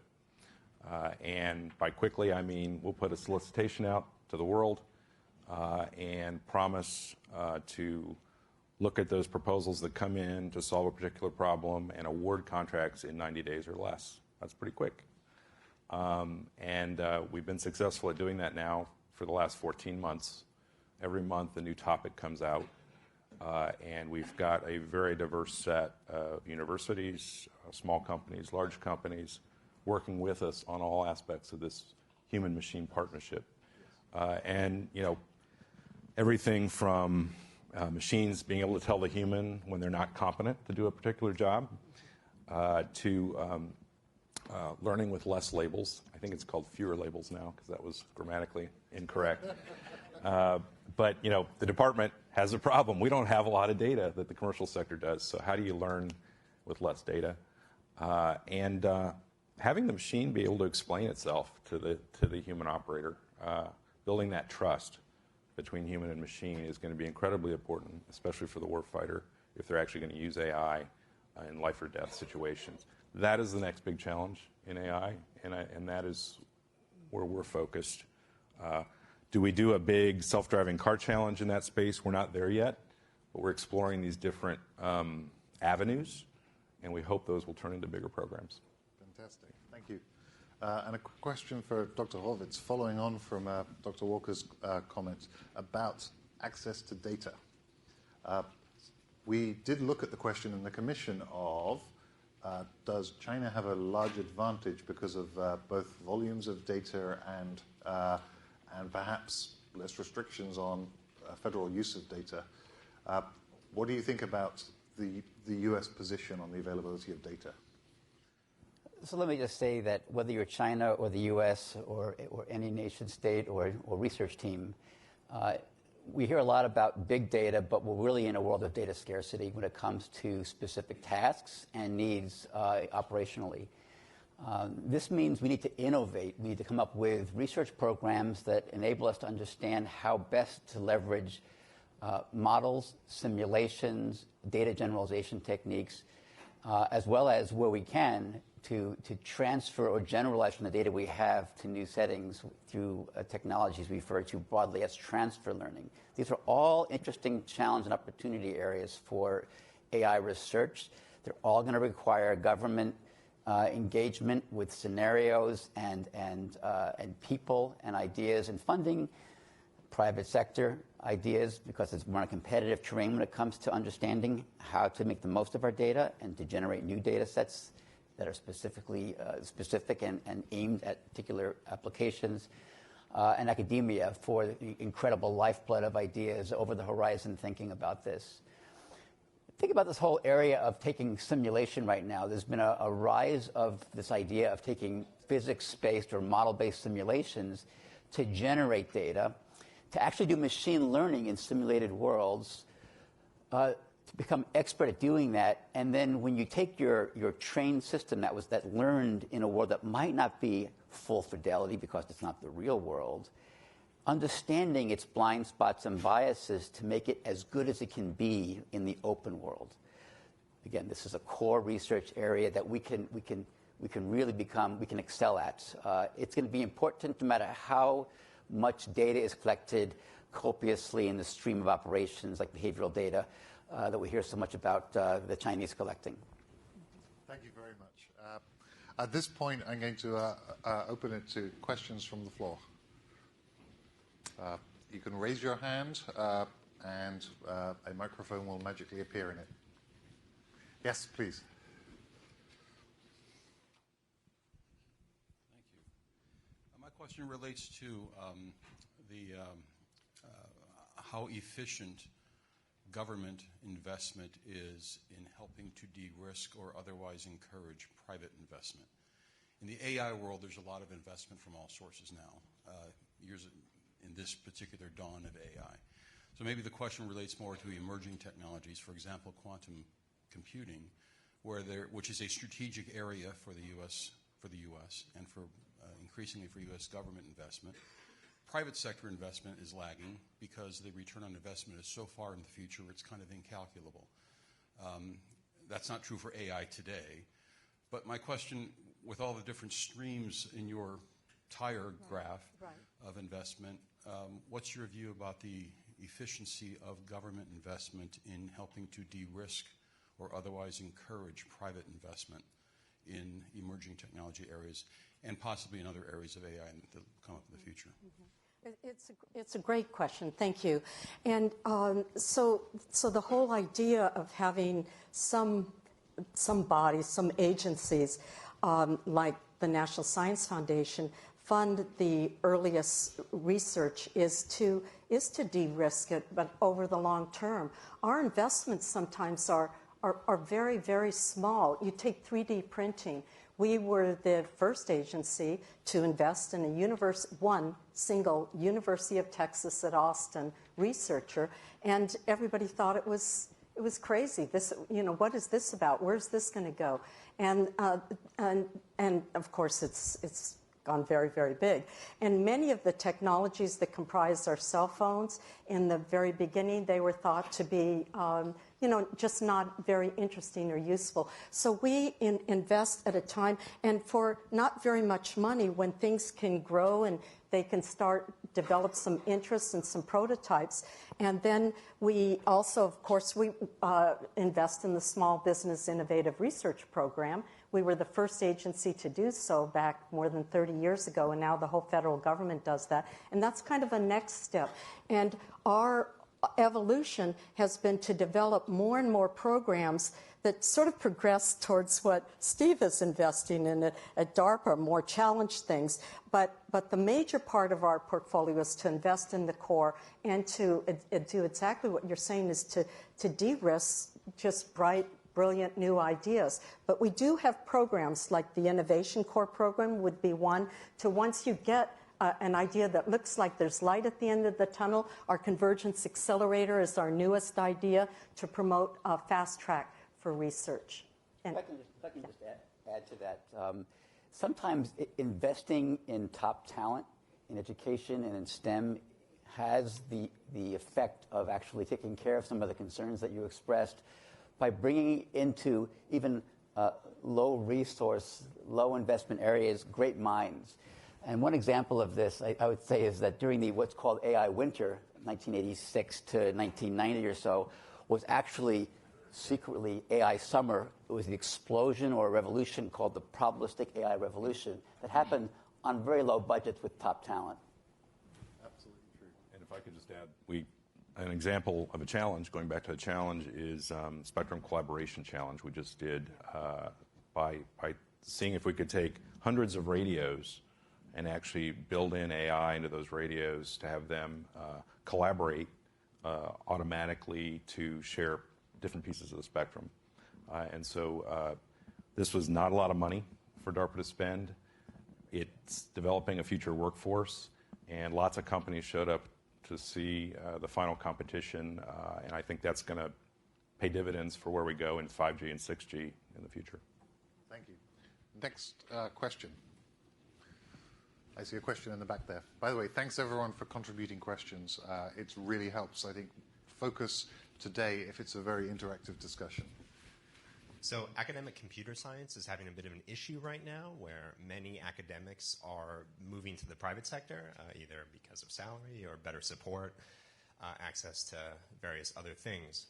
My question to the panelists is this a problem? Maybe it's okay since they're staying in the United States, or is this something we should be worried about because they're not staying in the university, they're not training graduate students, they're not teaching? So as some of you are funders of research, how do we think about this? Is this a problem? Is it okay?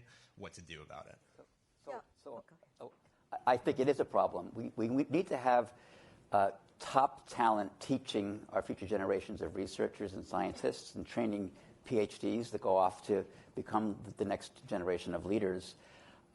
It's something that I personally think a lot about, and my colleagues think about, and we've been thinking about on the Commission.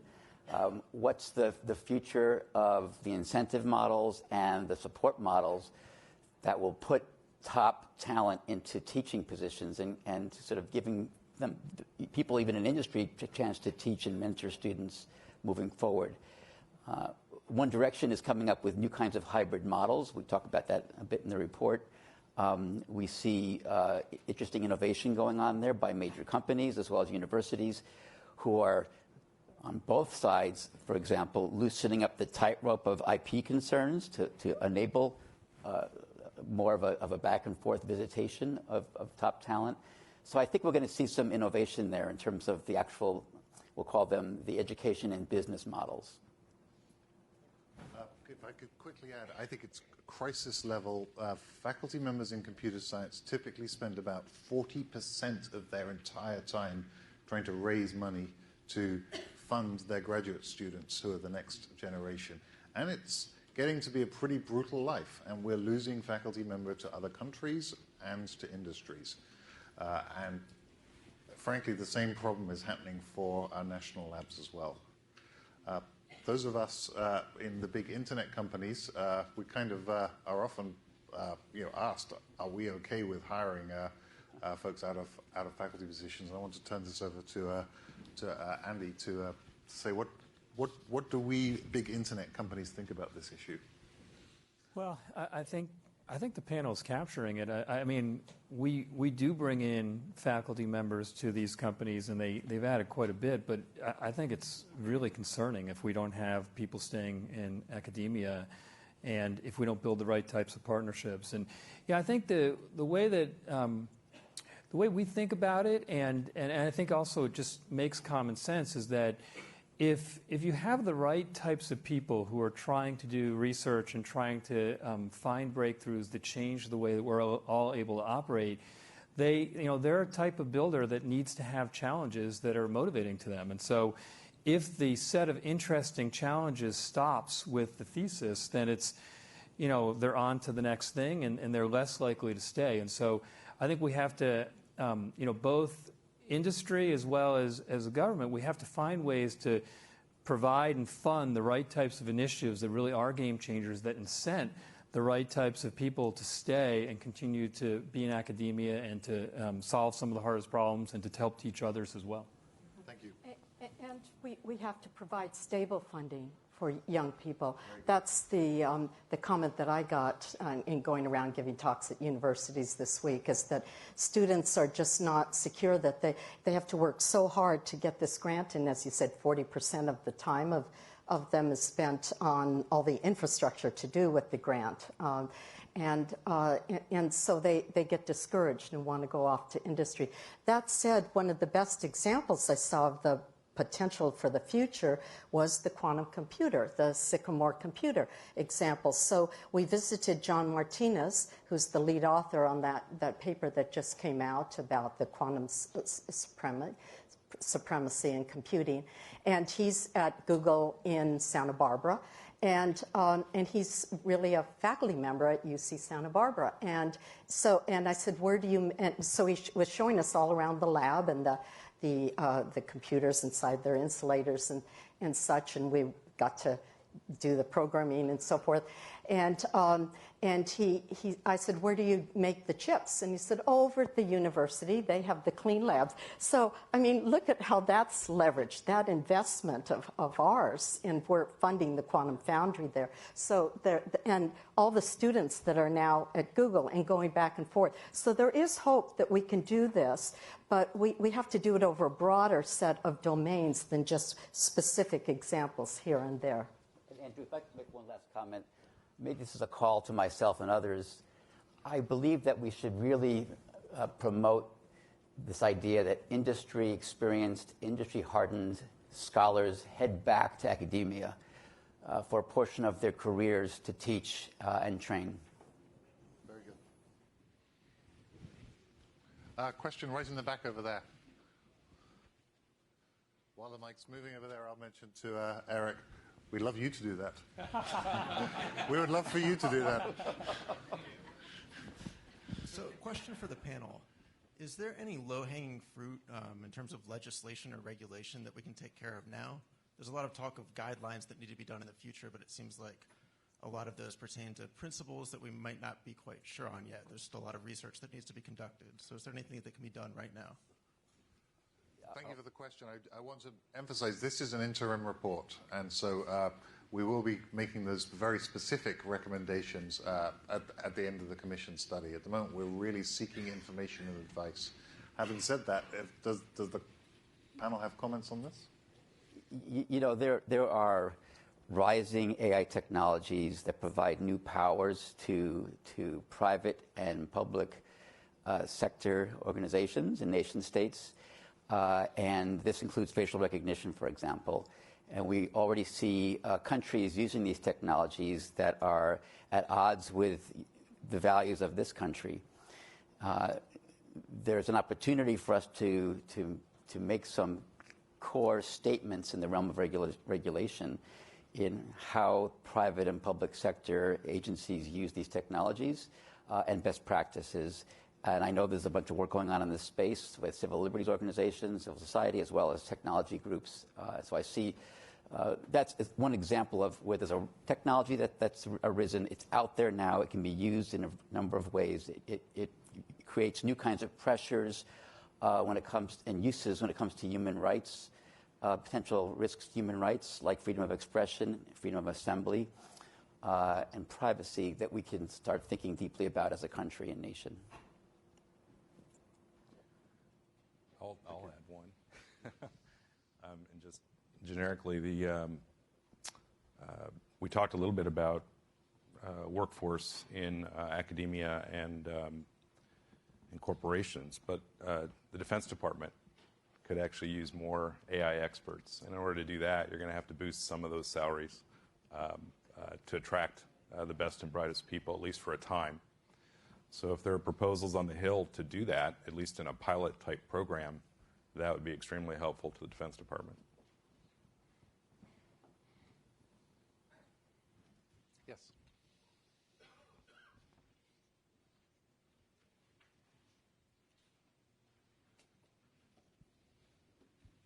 Thank you. Jim Keffer from Lockheed Martin. We heard about going after top talent, university grants, going after those college type of students. My question refers to way before that time, when the kids are in kindergarten and first grade, second grade, and deciding that and haven't been told what they cannot do yet. Yeah. And how do we get them on a track so they think, hey, I can do this STEM stuff? Because I think as a nation, we need to grow the foundation. We need to increase the number of young people that are, very young people, children, that are interested in going in these tracks.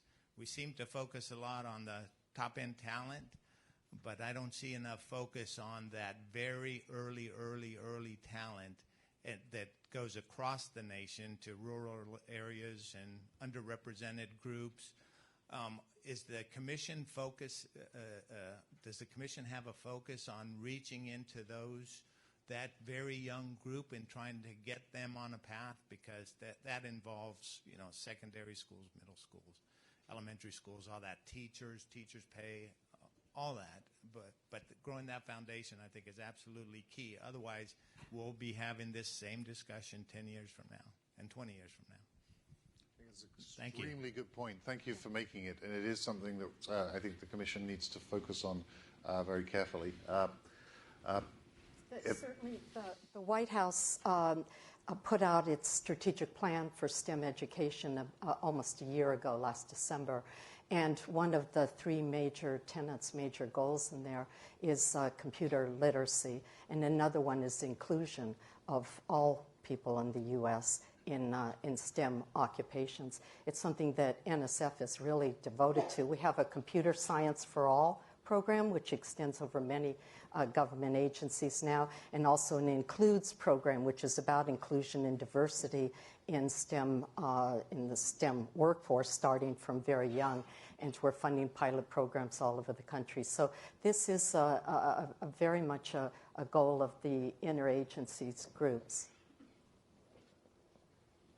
If I could just quickly add that two-year colleges and opportunities for students who aren't going to be getting into one or two of the elite four-year colleges we've talked about, those two-year colleges are extremely important. And I think all of the big cloud vendors up here would comment that part of the big development work at the moment is creating tool sets to empower folks to be able to do useful machine learning, computer vision, speech recognition without needing that four-year education and a PhD.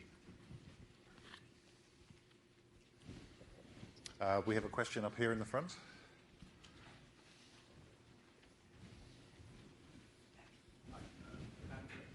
National Innovation Fellow.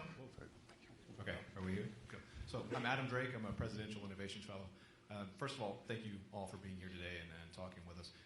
One thing that seems to be emphasized is leadership and strength as being the same thing. But another way of looking at strength is adaptability and resiliency. Speed of adapting to changes that happen elsewhere.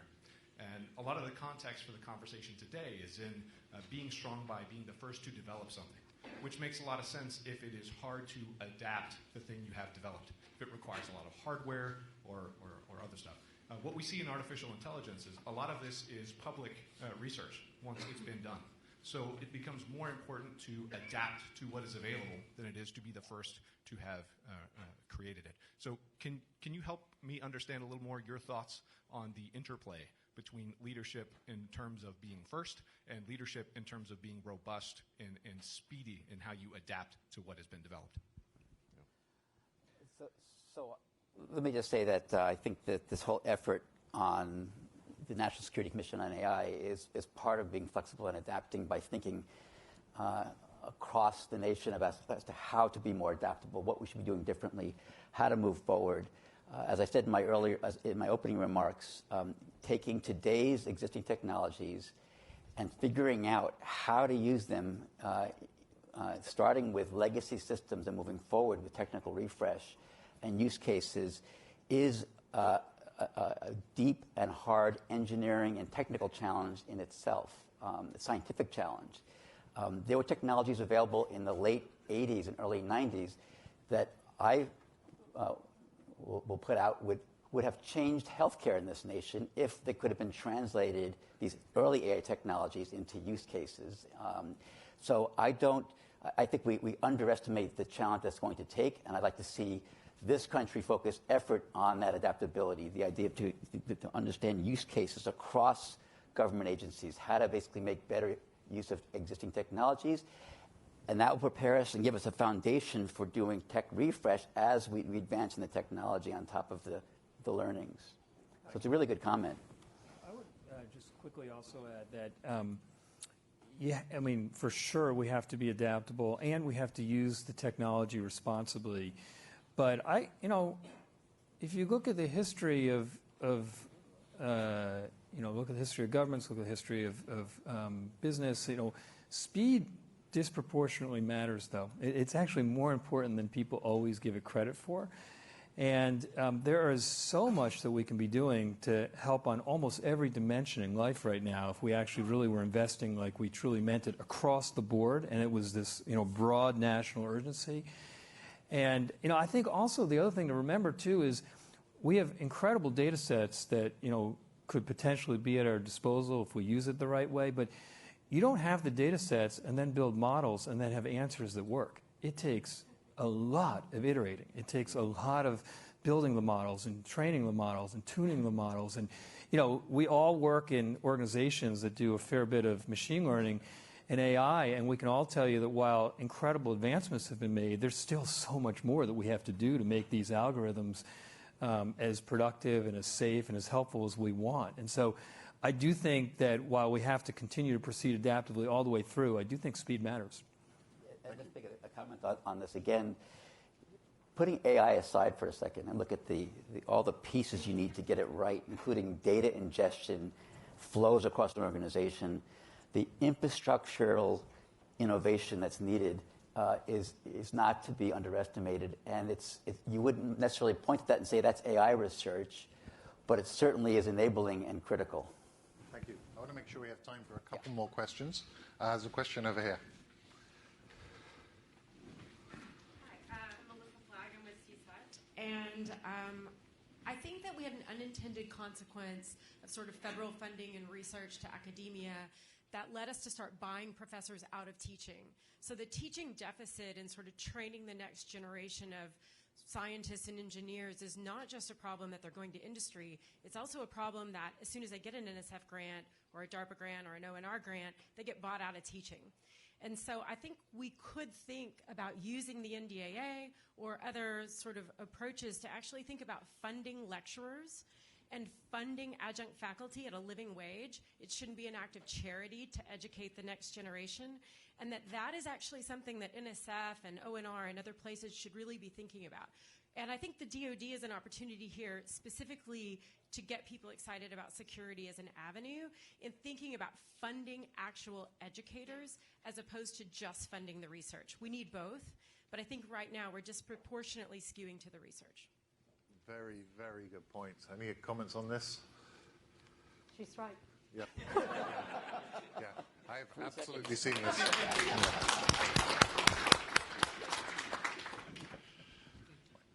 Yes. By the way, it turns out there's a line of sight I cannot see in that direction or that direction, so please yell or something if you're in that direction. Hi, thank you. Can everybody hear me? Hi. Yusuf Azizullah, GBAC CEO, Global Board Advisors. Faculty at University of Maryland, also strategy, and Germany's Mannheim Business School. Question for here. We have to, as we continue to be advancing in AI, the topic comes up academia, but I think if you look at it from a practical point of view, Stanford, MIT, and all the big Ivy League education academia institutions, we have to put a pause and see what our peers are doing in Europe. And a great case study comes from Finland. Their University of Helsinki, which I actually did, is they're giving free AI courses. And more than 200,000 people, the masses have taken this free artificial intelligence course, Elements of AI. I think we have to solve the problem is not only the labor, but also from how do we educate our advanced citizens, the point of the Lockheed Martin earlier, how do we have a fair chance for a guy sitting in West Virginia from a kid growing up in Silicon Valley? And all these academic Ivy Leagues, and I did go to one in Boston also myself, but these institutions cannot do the masses. If we have to do free education, I think that's the practical approach across universities for citizens to advance. And I think that's something we should discuss here, and this would be the great forum for this. Thank you. Thank you. I really appreciate that comment. I've noticed that we're now out of time for this session. I would like everyone to remain seated for the next session. But prior to that, I really want to sincerely thank our 4 amazing panelists.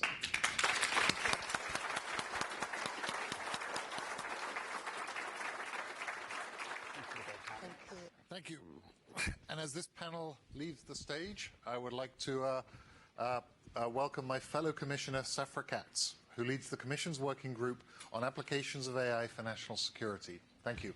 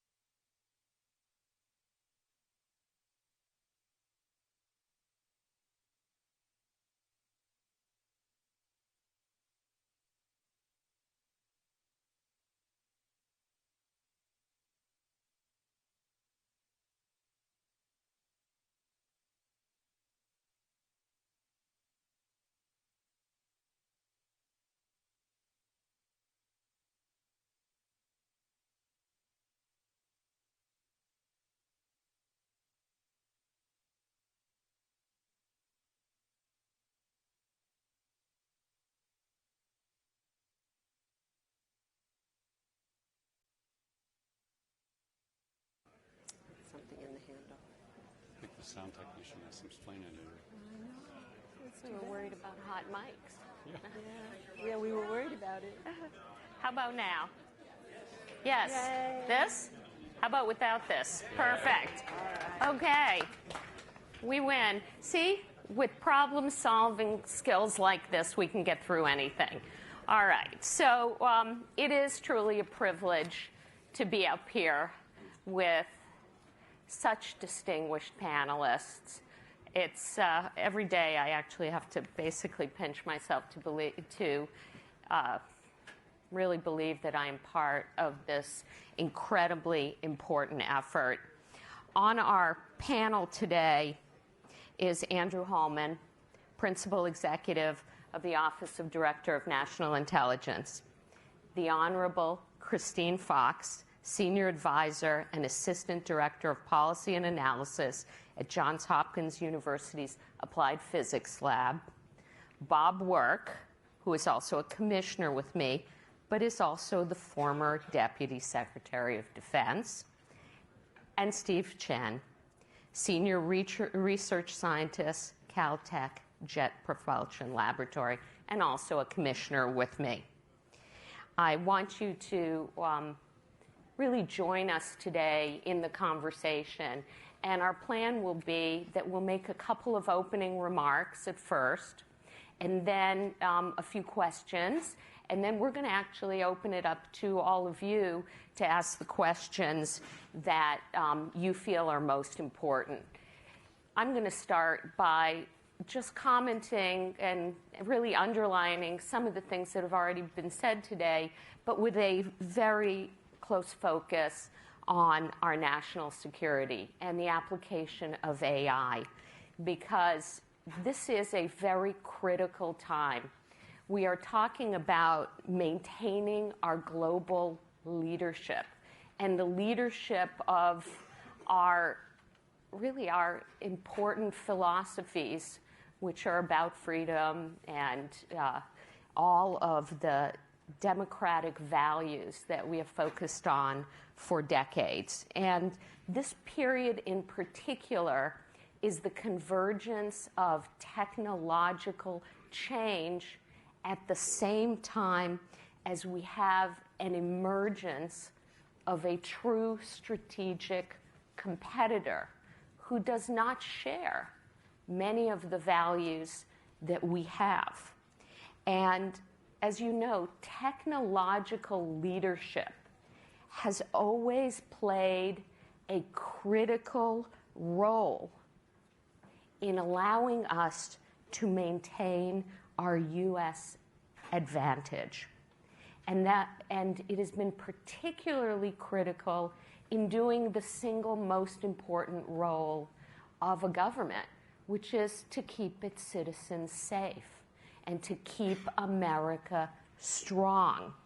And AI is one of the critical technological advantages that we must maintain U.S. advantage, because our strategic competitors are investing immensely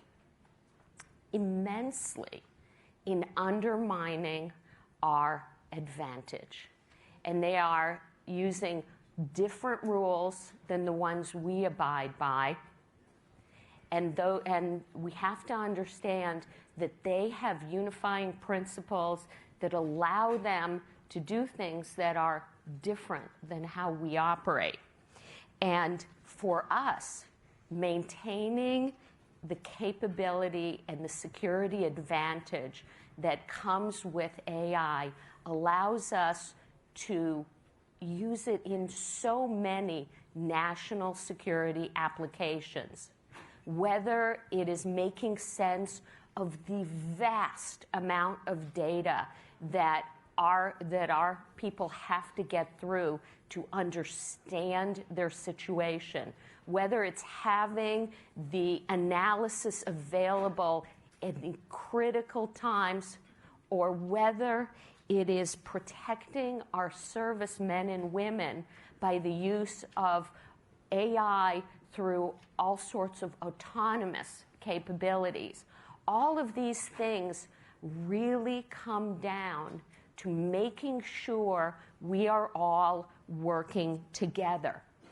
We have spent the past few months since the creation of the commission in meeting with hundreds and hundreds of stakeholders who are leading the fight here. There are amazing pockets of capability throughout the government, all over. And yet, it is still very difficult to unify and truly leverage this in the widest scale possible. Because ultimately, these organizations are extremely large and have been breathtakingly successful in the past. And every new technology has a period where you have to bring it to true adoption. And that involves one thing that is often even harder than innovation, because our country is a leader in innovation. We have so many of the important structures already in place, and freedom, by the way, leads often to extreme innovation. The big issues involve implementing change. And these changes, you know, people always say they love change. Change is so exciting. They actually love it when you change, okay? The truth is, changing old processes and old ways of doing things is hard. And often it comes down to leadership, constant communication, and the opening of the possibilities of how to be successful. And these things ultimately require coming together, getting outside of our operational silos sometimes, and really working in collaboration. And it also means that you have to have the right tools and capabilities underlying it to implement some of these important technologies. Okay, so with my opening remarks, I'm going to now give an opportunity for our two guests first to make some opening remarks. So, Andrew, if you don't mind making some opening remarks, commenting how the advances in AI really impact our current national security environment and obviously our threat landscape. And how can the U.S. government use AI applications to enhance our U.S. national security? Sure. Thank you, Safra. And first, I want to commend the commissioners for the real impressive work done on the first report. I got a peek at it. It's quite impressive, thorough, thoughtful, and I want to thank you for the opportunity to be here today. It's a subject near and dear to my heart. It was when I was at CIA, most recently leading a large organizational change there that included leadership of artificial intelligence and machine learning for CIA. And one that I also bring to the ODNI, and building on the strong foundation that Sue Gordon built with one of 6 of our most important initiatives there, one of which being our Augmenting Intelligence with Machines initiative, which directly relates to this subject. And that strategy that we have with AIM, as we call it, is really based on the premise that the insights that we need to defend the nation are increasingly found in that growing velocity, volume, and variety of data that are the expressions of the threats that face the nation.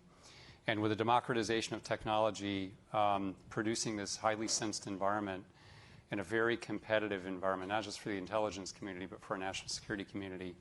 And in that, with the democratization of technology, the emphasis and the priority that we have to have on speed, because it really comes back to the speed factor. So our objective with artificial intelligence is really about enabling a higher order intelligence tradecraft. I'll talk about that more in a minute. So basically, our IC strategy consists of 4 big ideas. The first being building on our multi-year investment in cloud infrastructure, investing in the digital foundation to implement AI. And that's the hardware, software, algorithm development, data science capabilities, data architectures that are fundamental and foundational for artificial intelligence. The big idea, too, is with the vast majority of innovation occurring in the commercial sector, is learning how to be fast adopters and fast followers and rapid adopters of that commercial technology. And that takes a cultural shift, really, in the intelligence community, because we've long historically been on of the view that we have to develop it internally and adopt it internally. And we found that as largely a losing strategy because we can't keep up. So commercial first approaches are fundamental to our artificial intelligence strategy. And then equipping our officers, upskilling them to be able to apply AI and enable their human cognition, because that's really what it's about for intelligence. Third is investing in the gaps the private sector is not addressing. For example, AI assurance, fundamental to our business. A lot of the technological needs we have are closely in parallel to the commercial industry, and the commercial analog is very similar, but the risk profile is different for us. So we care a lot about image recognition that may misidentify a cat. We can't be misidentifying a terrorist or a weapon system. And then we have also our adversaries who are actively trying to deceive us. So we not only have to be on the offense, but we have to be guarding against a very active offense against us. Then fourthly, investing in the basic R&D for systems that help us with context and understanding, so sense-making largely. And that's not only changing how we analyze the data and synthesizing it, but turning that data into useful insight in a timely manner. And given the diversity of data, with the diffusion of power globally, with an increasingly highly sensed environment, that's really about multimodal artificial intelligence application for intelligence. Fantastic. Thank you. Maybe, Christine, you could make some opening comments on those same lines. Surely. Thank you. And thank you very much for the opportunity to be with you this morning. It's a great privilege. I truly believe that the adoption of AI is vital to the future of our national security. I know you've been talking all morning and about the importance of getting ahead of our potential adversaries, or maybe trying to catch up, depending on your perspective. For me, a key question is how can the Department of Defense adopt these new capabilities quickly enough to deal with those adversaries now and in the future? So the Department of Defense is an extremely effective organization. And that effectiveness is the result of deeply ingrained values and processes. You know, the values, that's a huge plus, and I'm going to come back to that point in a minute. The processes, when it comes to AI, maybe less so. So the adoption of AI across the department, whether it's in a weapon system or support to decision making or in the IC, in my view is going to require not one, not two, but many, many cultural shifts. And that's a lot of really hard work. And at the moment, perhaps this is a little unfair, but at least in places, I see that the department looks at AI more like a little magic that you just buy. And you sprinkle on the problem du jour, and it's going to help you. And of course, successful adoption of AI at the level that this Commission's first report suggests is going to require much, much more than that. Okay, so what are the keys to success? I certainly don't know them all, but based on my 5 years in the Office of the Secretary of Defense, here are 4 that I can think of to offer. And the first, and in my mind, without question, the most important, is leadership. Leadership is the key to breaking the bureaucracy. Real change comes from leadership, attention, and support. I mean, anybody that has touched the Pentagon knows the antibodies that live there are fierce. And anything new draws those antibodies like crazy. And the only thing that can help that new thing fend off those antibodies is the direct and personal support of the department's leadership, starting with the secretary and going through all of the service leadership. And the organization of the AI organization within that department, in my view, must directly and visibly reflect that priority.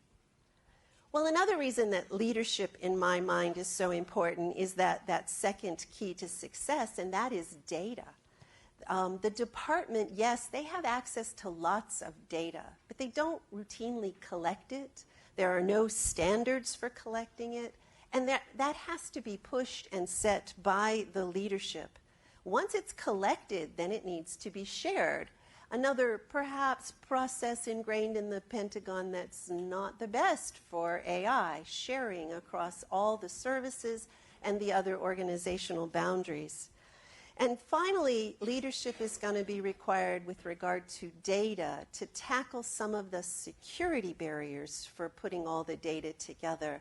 Does classification apply to data the same way that it applies to humans? Is there a way to be more creative here? I don't know, but we're going to have to start thinking about this. Which leads me to my third point, which is the importance of computing power.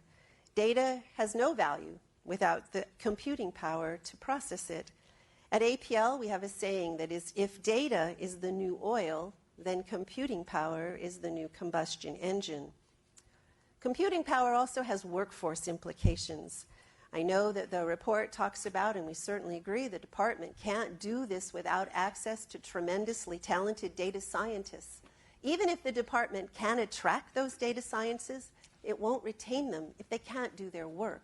They can't do their work without access to computing power. Access to computing power will require budget priority, and that goes back, again, to leadership. My fourth point is the importance of education. To lead, guide, and support all of the change that we're all talking about, the leadership needs to better understand AI and data science. Now, that doesn't mean they need to be able to do it, but they need to understand it deeply enough that they can enable it effectively. And that means maybe a little time going to school. It's incumbent, in my view, on organizations like Johns Hopkins Applied Physics Lab and other UARCs and FFRDCs and academia to help them with that challenge. We need to find a way to help them learn that is consistent with the world they live in, a world where time is incredibly scarce and there are many, many competing priorities. Finally, I'd just like to return to that DoD core competence of values. I do think that the ethical adoption of AI capabilities is necessary for so many reasons, and the report, of course, talks about this. I want to touch here on the importance of it with regard to global leadership. Our adversaries are, as we all know, actively pursuing the integration of AI into their militaries and national security structures. How will they unleash it when they do? I think it's a real concern. But when you look at the Department of Defense, in my view, the DoD has taken the high road here. DoD's policy for the use of lethal autonomous weapons has been in place for several years now. It's been scrutinized by pretty much every organization in the world that wants to find fault with it, yet it's standing that test of time and is often held up as the model. The Secretary of Defense has the Defense Innovation Board. Many members are here today. That board reports directly to the Secretary and just released their report last week, AI Principles, Recommendations on the Ethical Use of Artificial Intelligence by the Department of Defense. And the Joint AI Center has an entire line of effort focused on ethics. If DoD were to get out in front of this conversation, they could set the norms for the use of AI in military operations globally. To date, I feel that they have been reticent to do so, and I don't really understand why, but I truly believe that the DoD has the values and the thinking to really do this. So clearly, I think AI is critically important to our future. I want to thank the Commission for the important work that they're doing in this area and for this fantastic report. And again, I really appreciate the opportunity to be with you this morning. So thank you.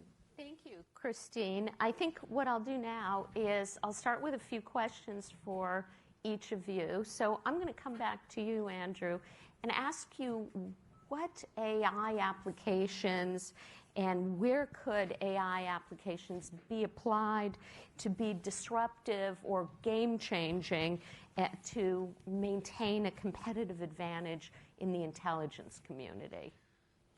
So there's a number of mission use cases that we look at, and I'll categorize them in this way. One is first kind of speed of operations, and that's about synthesizing data to be able to react at machine speed. And that could be, and that, of course, models informed by human development, human judgment.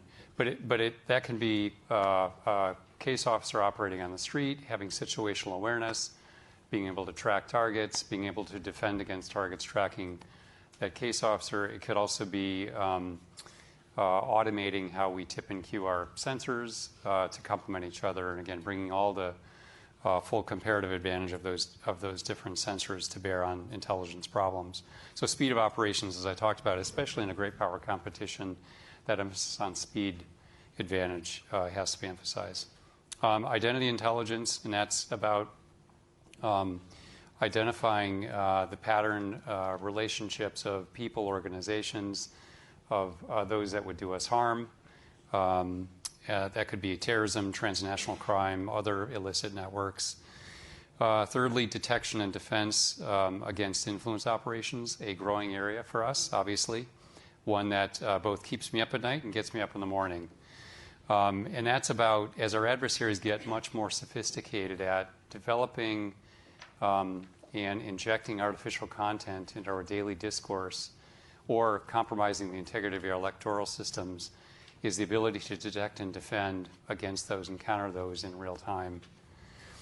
Similarly, cybersecurity, as cyber intrusions, attacks are more automated, and we approach this world of automated bot-on-bot attacks, we have to have AI to detect and counter, prioritize and respond to those cyber intrusions in real time at machine speed, faster than our adversaries. And then longer term or longer range strategic intelligence, one that we have developed this concept of anticipatory intelligence, and that's taking the decades of proven social science on correlates of instability and what generates instability globally, and at the societal level, at the local level, applying then data to that and increasingly sophisticated models to be able to detect where the weak spots or the fragile points are globally so that we can focus our attention on them and better anticipate where those unstable events will lead to true instability, whether that's conflict, coups, or humanitarian disasters. So those are some use cases. Wow. Fascinating. Wow. Christine, what keeps you up at night when you think of our adversaries having these kinds of capabilities, and what do you think we should be doing to mitigate that? So I think the thing that keeps me up at night is what I call the failure of imagination. I think that we get so busy, we fail to imagine that future world of what could be when AI is fully integrated into our processes, our systems, our capabilities. That's the good. The real nightmares that I have is that failure of imagination on the ill. When we don't keep up, but our adversaries advance, how our adversaries will use it. And then even the ungoverned nature of the introduction of AI has some nightmare qualities to me sometimes. And what do we do about it? I don't know. When I talk to our developers at the Applied Physics Lab, we have many wonderful developers, or outside commercial companies, I kind of encourage them to take, a few minutes each week and do what I say, walk on the dark side. Ask yourself, okay, this cool technology you're developing, what would happen if an adversary got a hold of it and meant us harm? How could they use it against us? Or what might happen that you haven't even thought of if it just ran on out? So that's what keeps me up at night, is our failure to imagine both the good and the ill potential effects of AI. It's fascinating also. I feel like I'm learning so much in this panel alone. Steve, we've been talking also about how culture is important, how change is hard. How do you feel the U.S. military can transition its culture and systems to this modern threat environment? And what types of risks will this require us taking as an organization in order to effectively adopt AI-enabled applications and prepare for future threats? Well, in some sense, we're in the midst of a software revolution right now. Software is increasingly the center point of complexity in all of these systems that we're building and the key leveraging technology. It's no longer a hardware world, and AI is really at the tip of that spear. So AI is really the key that enables us to take these different tools that we've been making and make them really less of tools, less of a fork, less of a knife, and more of a partner that can represent what we want to do in the world, whether that's for national security or within the DoD. And so the tremendous challenge is, how do we embrace that change and understand this change all up and down the organization? So we really have to look at fundamentally all of these problems differently when we think of this as an algorithm, as an approach, as a tactic that in the past we might have gone and trained our finest officers in the doctrine, in the tactics, and instead we're going to see a different type of conflict, a type of conflict in which there are no boundaries, the blurring of the lines between a kinetic conflict and disinformation and attacks on infrastructure, and this constant evolution of the algorithms of punch and counterpunch. And so all elements of the institutions that engage in this need to understand this is really a change, and we have to have that change up and down the organizations. Thank you, Steve. And that leaves you, Bob, to talk a little bit about the change we were hinting at. And talk to us about the processes, the governance, the really organizational structures, everything that need to change for us to really field innovative AI for our national security. Well, following up on what Christine said, what keeps her up at night, I can assure you I sleep like a baby. I wake up crying every 2 hours.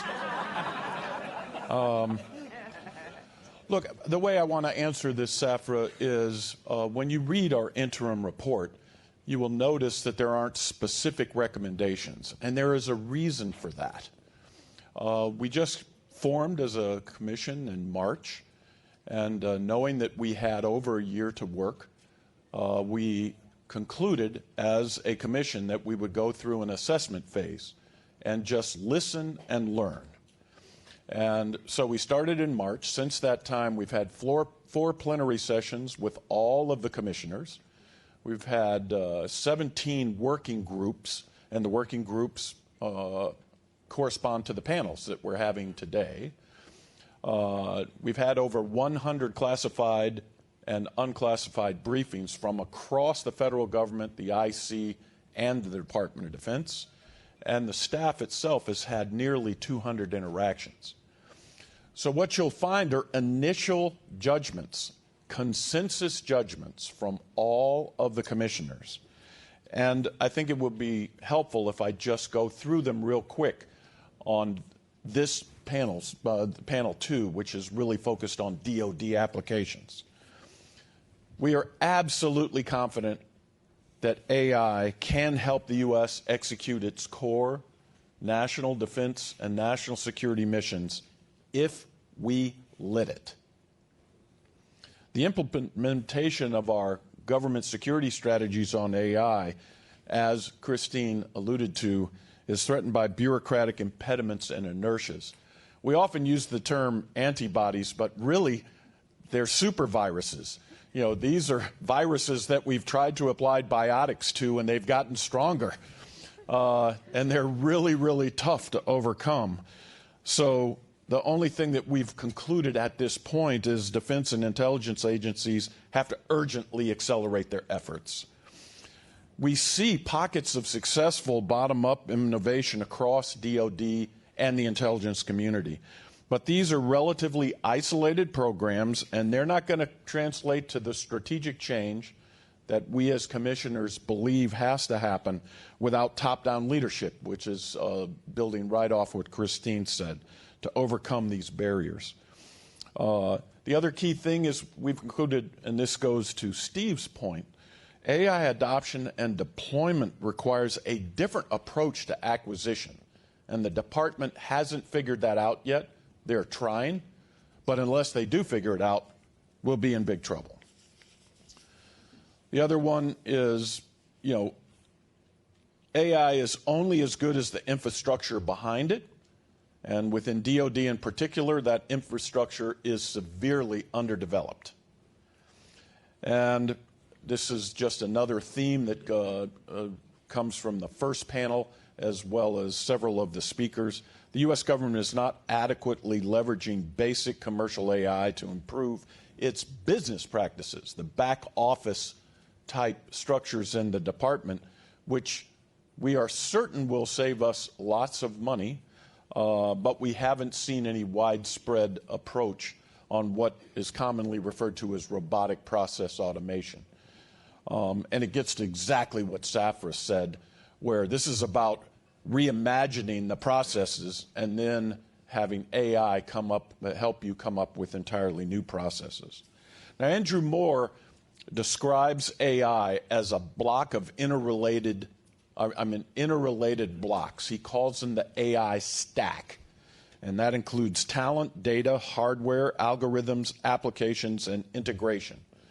What we will do in our next phase, and what you should consider is these interim judgments are kind of leading indicators where we will go, and the final report will have specific recommendations. But we intend to have specific recommendations on how DoD and the IC can approach the AI stack in ways that will give us better competitive advantage. And it happens that the timing is great. The FY 2021 budget is being developed in the Department of Defense and across the federal government right now. It is starting to flatten. The buildup is over. We'll find out how serious DoD is in AI because we will be able to see what happens in the 21 budget. And if it is a high priority, even as the budget flattens or perhaps goes down, it will be protected. But if it is just treated as another R&D priority among many, many R&D priorities, that is going to be very, very concerning to us. So, like I said, this is a great time. This is an awesome commission, and I'm very, very happy that you all took a day out of your busy days to come and listen to this very important subject. Thank you, Bob. Bob is our vice chairman of our commission. Has been incredibly valuable in helping civilians like myself understand a lot of this. We're going to open this up now and talk about what many of you want to talk about. So we've got some mics, and I've got one right here. And so if you raise your hand, and we will take questions about this. There's one over here. I don't see any other hands. So 1, 2, and there's 1, 3. Yes, shortest path and work your way over. Oh, whatever you got, you're in charge. You get the mic. Didn't know they were going to give you a quota. Hi, Aaron Mattis from Homeland Security. I just want to say that a lot of what you're saying is music to my ears, but the challenge is an implementation that dumb AI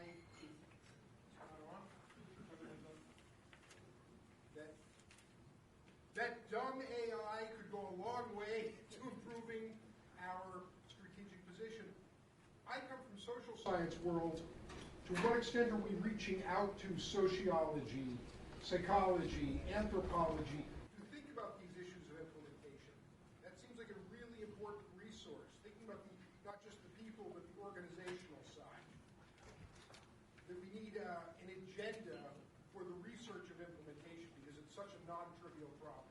Also, just curious, are we thinking at all about the fact that a lot of these systems are really brittle, and that if our adversaries get really They're not worried about false positives the way I know at Homeland Security we are. We can take advantage of that. We have an agenda to look at that problem. Thanks. Well, I'm going to just get it started and then ask some of you to add in on. Second question, you bet. Just so that you know, we've published just this interim report. It's unclassified. There's actually going to be a two-part report for the second half. It's going to cover both unclassified and classified addendum.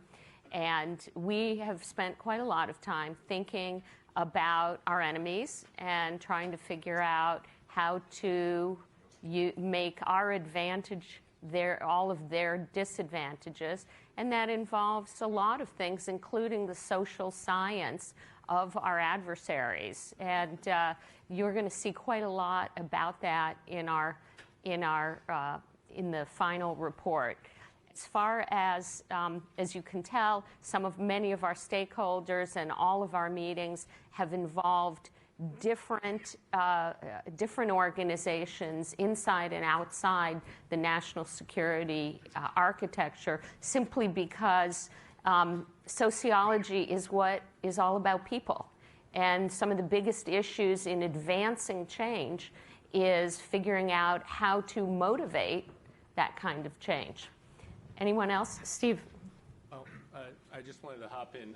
So one of the comments was about how do we enact this change, and I can say from my personal experiences within NASA, one of the primary movers of the infusion of AI into operational processes is the rotation of AI experts through operations, through flight software, and it's only when you've been there, I've worked on operations for multiple missions, it's only when you've been there as the operator then you really start to get a completely different perspective on what is it the end user wants. So I can't emphasize too strongly that we have to have this, cross-fertilization, this interaction between these disparate communities.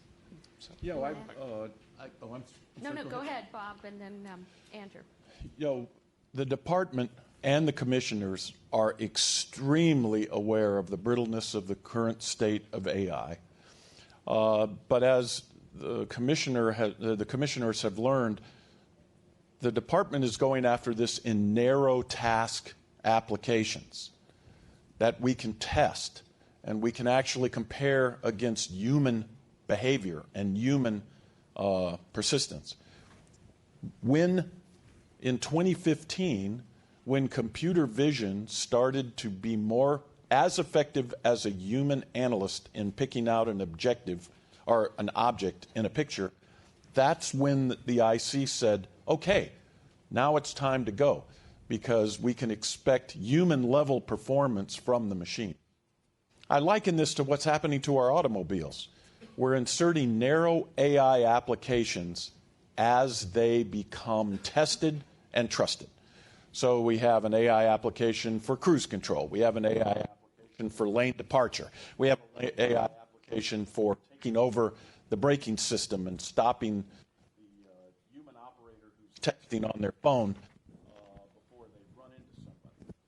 So, I mean, from our perspective, I can't speak for all of the commissioners because we have to address this, but just listening to what the department is going after, they're going after things that are within the current reach of technology and consistent with the applications, or consistent with the effectiveness of the applications. Did you have something to add? I love the question because it validates why this liberal arts major was both at CIA tasked with setting up a large digital organization, because the experience I had there over 4 years was it wasn't really a technological problem. There was certainly the case of slow acquisition, but really the adoption piece was about helping well-meaning officers of the intelligence community understand that their mission effectiveness was largely dependent on how they embraced technology and how they applied it. And so we found that our ability to drive adoption and at the pace that we thought was necessary was really about, to Bob's point, appealing to their sense of what the mission driver, mission outcome is, and to relate it to them to show how they can be more mission effective, they can generate those mission outcomes to defend the country, and appeal to that intrinsic value to make them want to apply this and not treat it as a technological thing that they're not really involved with.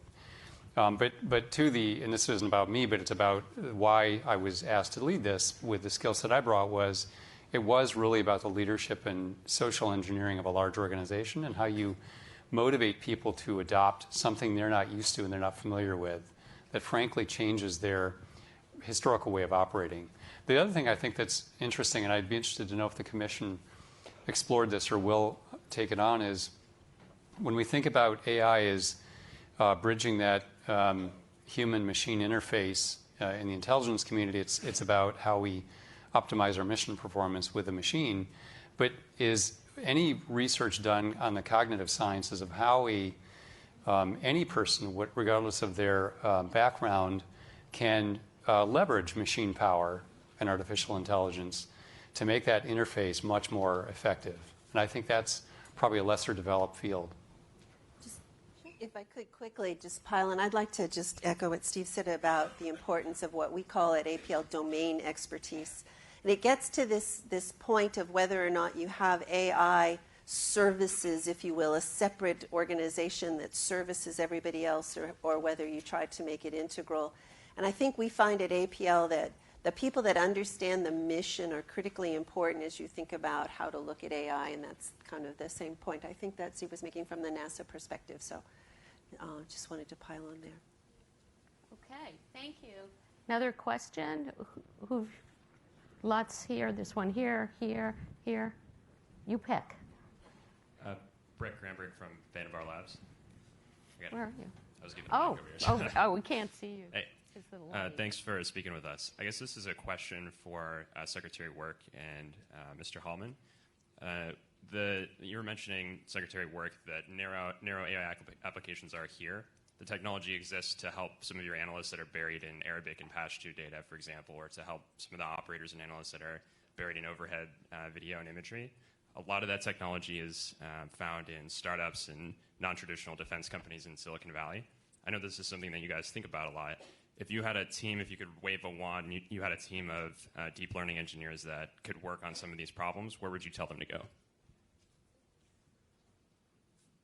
Go to the Department of Defense.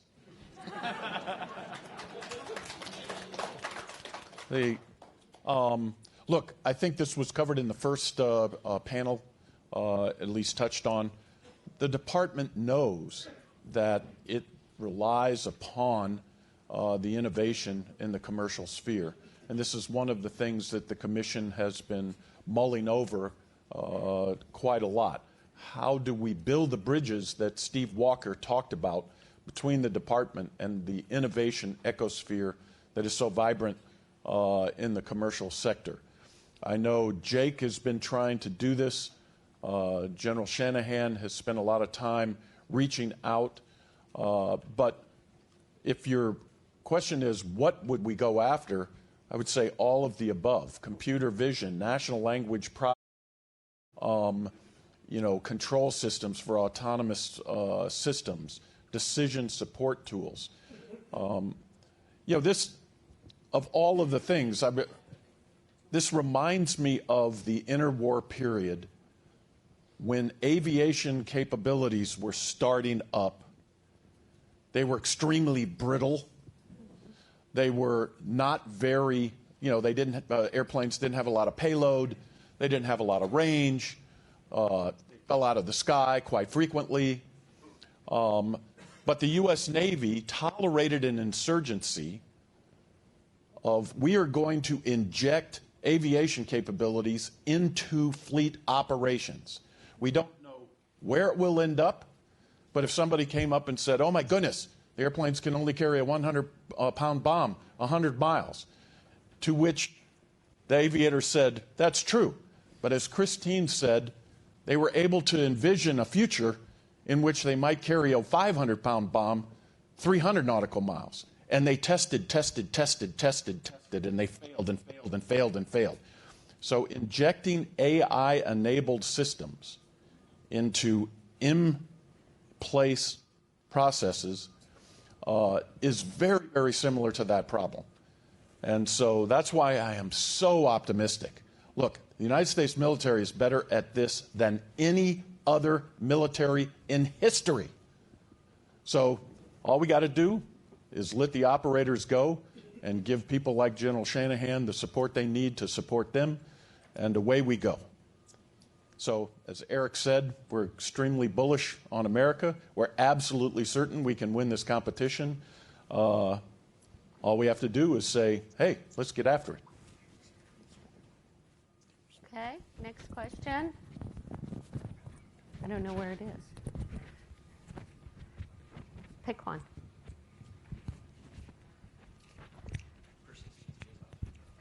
Persistence.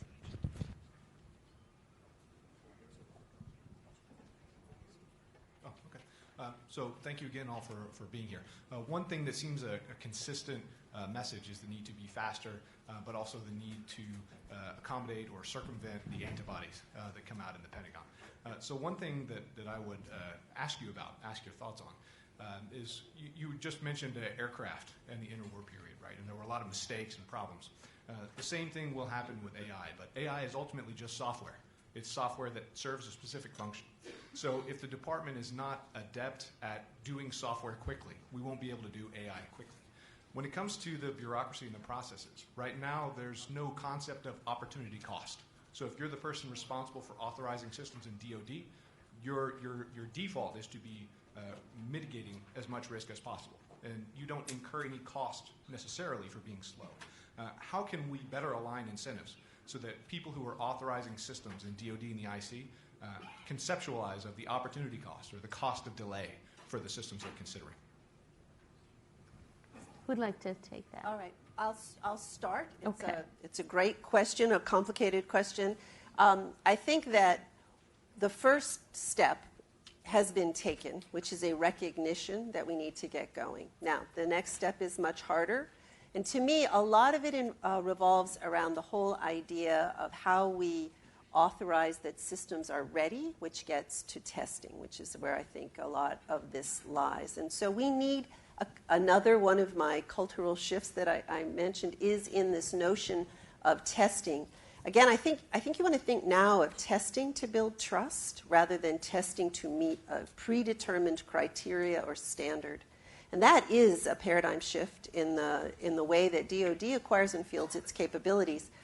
But operators, to pick up on Bob's point, they're going to get that like that. They are constantly changing their tactics and their ways of operating to meet an emerging and changing threat. So they'll get that. We just got to get it to them. And that means a change in the way that we think about testing, the purpose of testing, and how much testing is enough. Those are hard questions. I think there's a lot of work to be done there. But we're starting to do that work. The department is starting to do that work right now, and I think it will be key. I found my experience at CIA leading large-scale change driven by technology adoption was two things. One was a lot of the antibodies were historically treated as outsiders and antibodies, not as partners. And so one of the things we did is we undertook a governance mechanism where we involved the antibodies up front to help us devise solutions. And part of it was raising their awareness of what really they were encountering, because a lot of it was based ill-informed assumptions that they had made. So involving them in driving to decisions that they were partners in and had investment in to get there. And we had pretty good success with that. The other one was helping them understand, really the collective understand and articulate what's the mission risk of not adapting. And that's something I don't think we do typically well, and certainly in the intelligence community, is when the cost of saying no is so low, and when we don't articulate well the cost of not moving faster or adapting faster, we tend to then err on the side of let the no's have it. And so we have to better articulate the mission risk of standing still, of being slow to adapt, and that's part of it. And so developing those more holistic risk decisions, I think, is key. I just wanted to drop in one more point to underline something that Christine brought up. I think that AI is also slightly different from many of these other technologies in that it's more intimately involved with the decision-making process. And so one of the things that's key that's been highlighted by multiple of the panelists is there is this constant evolution of both the human user and how they use the software as well as the software. And so one of the questions that's an important one to look at is to think of not this is a release of a piece of hardware and then it's a very high bar to get another release of it a decade later, but more a co-evolution of the mission, the personnel, and the software, and we need to make that loop much tighter and a much lower barrier. And that's something that we've definitely experienced within NASA, where we have DevOps teams that are the same people who are developing the software, who are using the software in operations. Yeah. I'd like to just make one last comment about this, because we've talked about how important leadership is in this sort of situation. And what I've seen in implementing change really for decades is that there's a small group in the front that sees the opportunity, and they know this is the right thing. And there's a sizable group here in the back who don't want to change. They're afraid. They're not patriots. They're actually concerned that you're going in the wrong direction. And there is a giant group in the middle that goes with who's ever winning. And one of the things that has to be done and continue to be done is to really make as much as can be transparent the early successes. And when you make these early successes widely known, the actual risk calculation changes, because people think that change is risky. And in fact, they think that fast change is riskier. And oftentimes, the actual opposite is true. And so the faster you change, the less risk. And by the way, it doesn't mean you're not going to make mistakes. Mistakes will be made. However, if you've done them quickly, you have time to adjust. If you've waited out too long, you are out of time. Decisions are made for you. And this is true in all organizations. And so that's the kind of profile that I think of when I'm talking about implementing an important change. And can you think of a more important mission in our country than keeping our people safe? I can't. Okay. There's some back here. There's one over here. Hello. I used to work on the Dragon 2 capsule at SpaceX, which is designed to be much more autonomous than all the previous spacecraft to bring people to the space station. And I'm wondering, that project has been delayed for years, and it seems really difficult to get past the really important but also really difficult testing processes required. And so I'm wondering, it seems logical to advocate that changing faster is better and has less risk. And the same thing is true of planes that went 100 and 500 miles. But there was a human toll to that I guess people got over during the Cold War. So I'm wondering, how do you balance a increasing risk aversion with systems like that with the necessity of building these autonomous systems to replace the last generation? Bob, do you want to field that a little bit, since you've had experience, or who'd like to? Well, since it has to do with space and NASA, yes, probably Steve. Yeah. Sir. Oddly enough, I'm going to answer that question generically. I think you have to study the problem and understand what the risks are. Everybody here probably manages their own retirement or some aspect of that. And there's this notion of inflationary risk. You can take all of your money and you can put it in the safest possible thing, but then you're doomed because inflation will wipe out all of your savings. We're in a global competition here. And if we do not move ahead, the risk is imperative. We understand what will happen if we do not move ahead. So we need to balance that, and we need to, first of all, we need to understand that there are quite a few areas where quite a few national security applications where we can introduce artificial intelligence without, having huge risk to human life. In the back end that Bob Work talked about, in terms of logistics, in terms of decision support, and in those key areas where there is significant risk to catastrophic loss of life, then of course we will proceed. We must proceed taking that into account. Okay.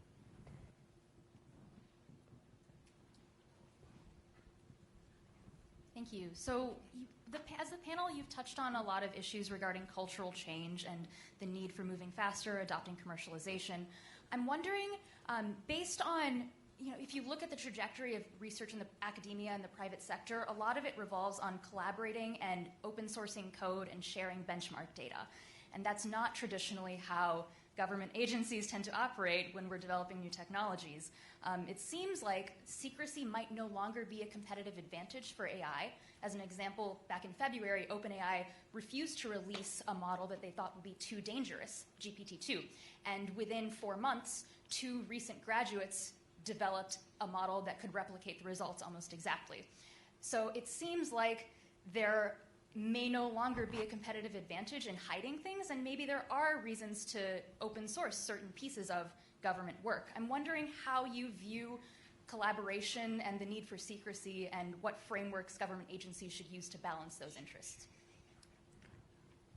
Go ahead. Go, you please. So I think great question. I think the one I would agree with your premise, which is there's more we can do with open source and unclassified work, even in the intelligence community, and more of our work is actually in that space.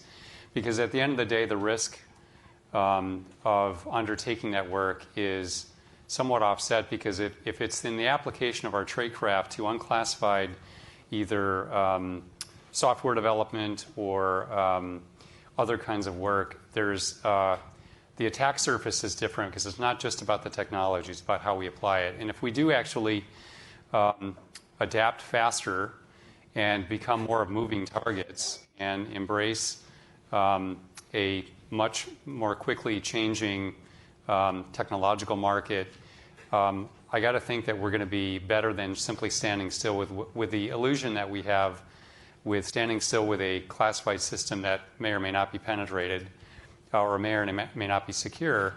That illusion has to go away. So I think it doesn't mean that we don't have still a fundamental role for classified work. Of course we do.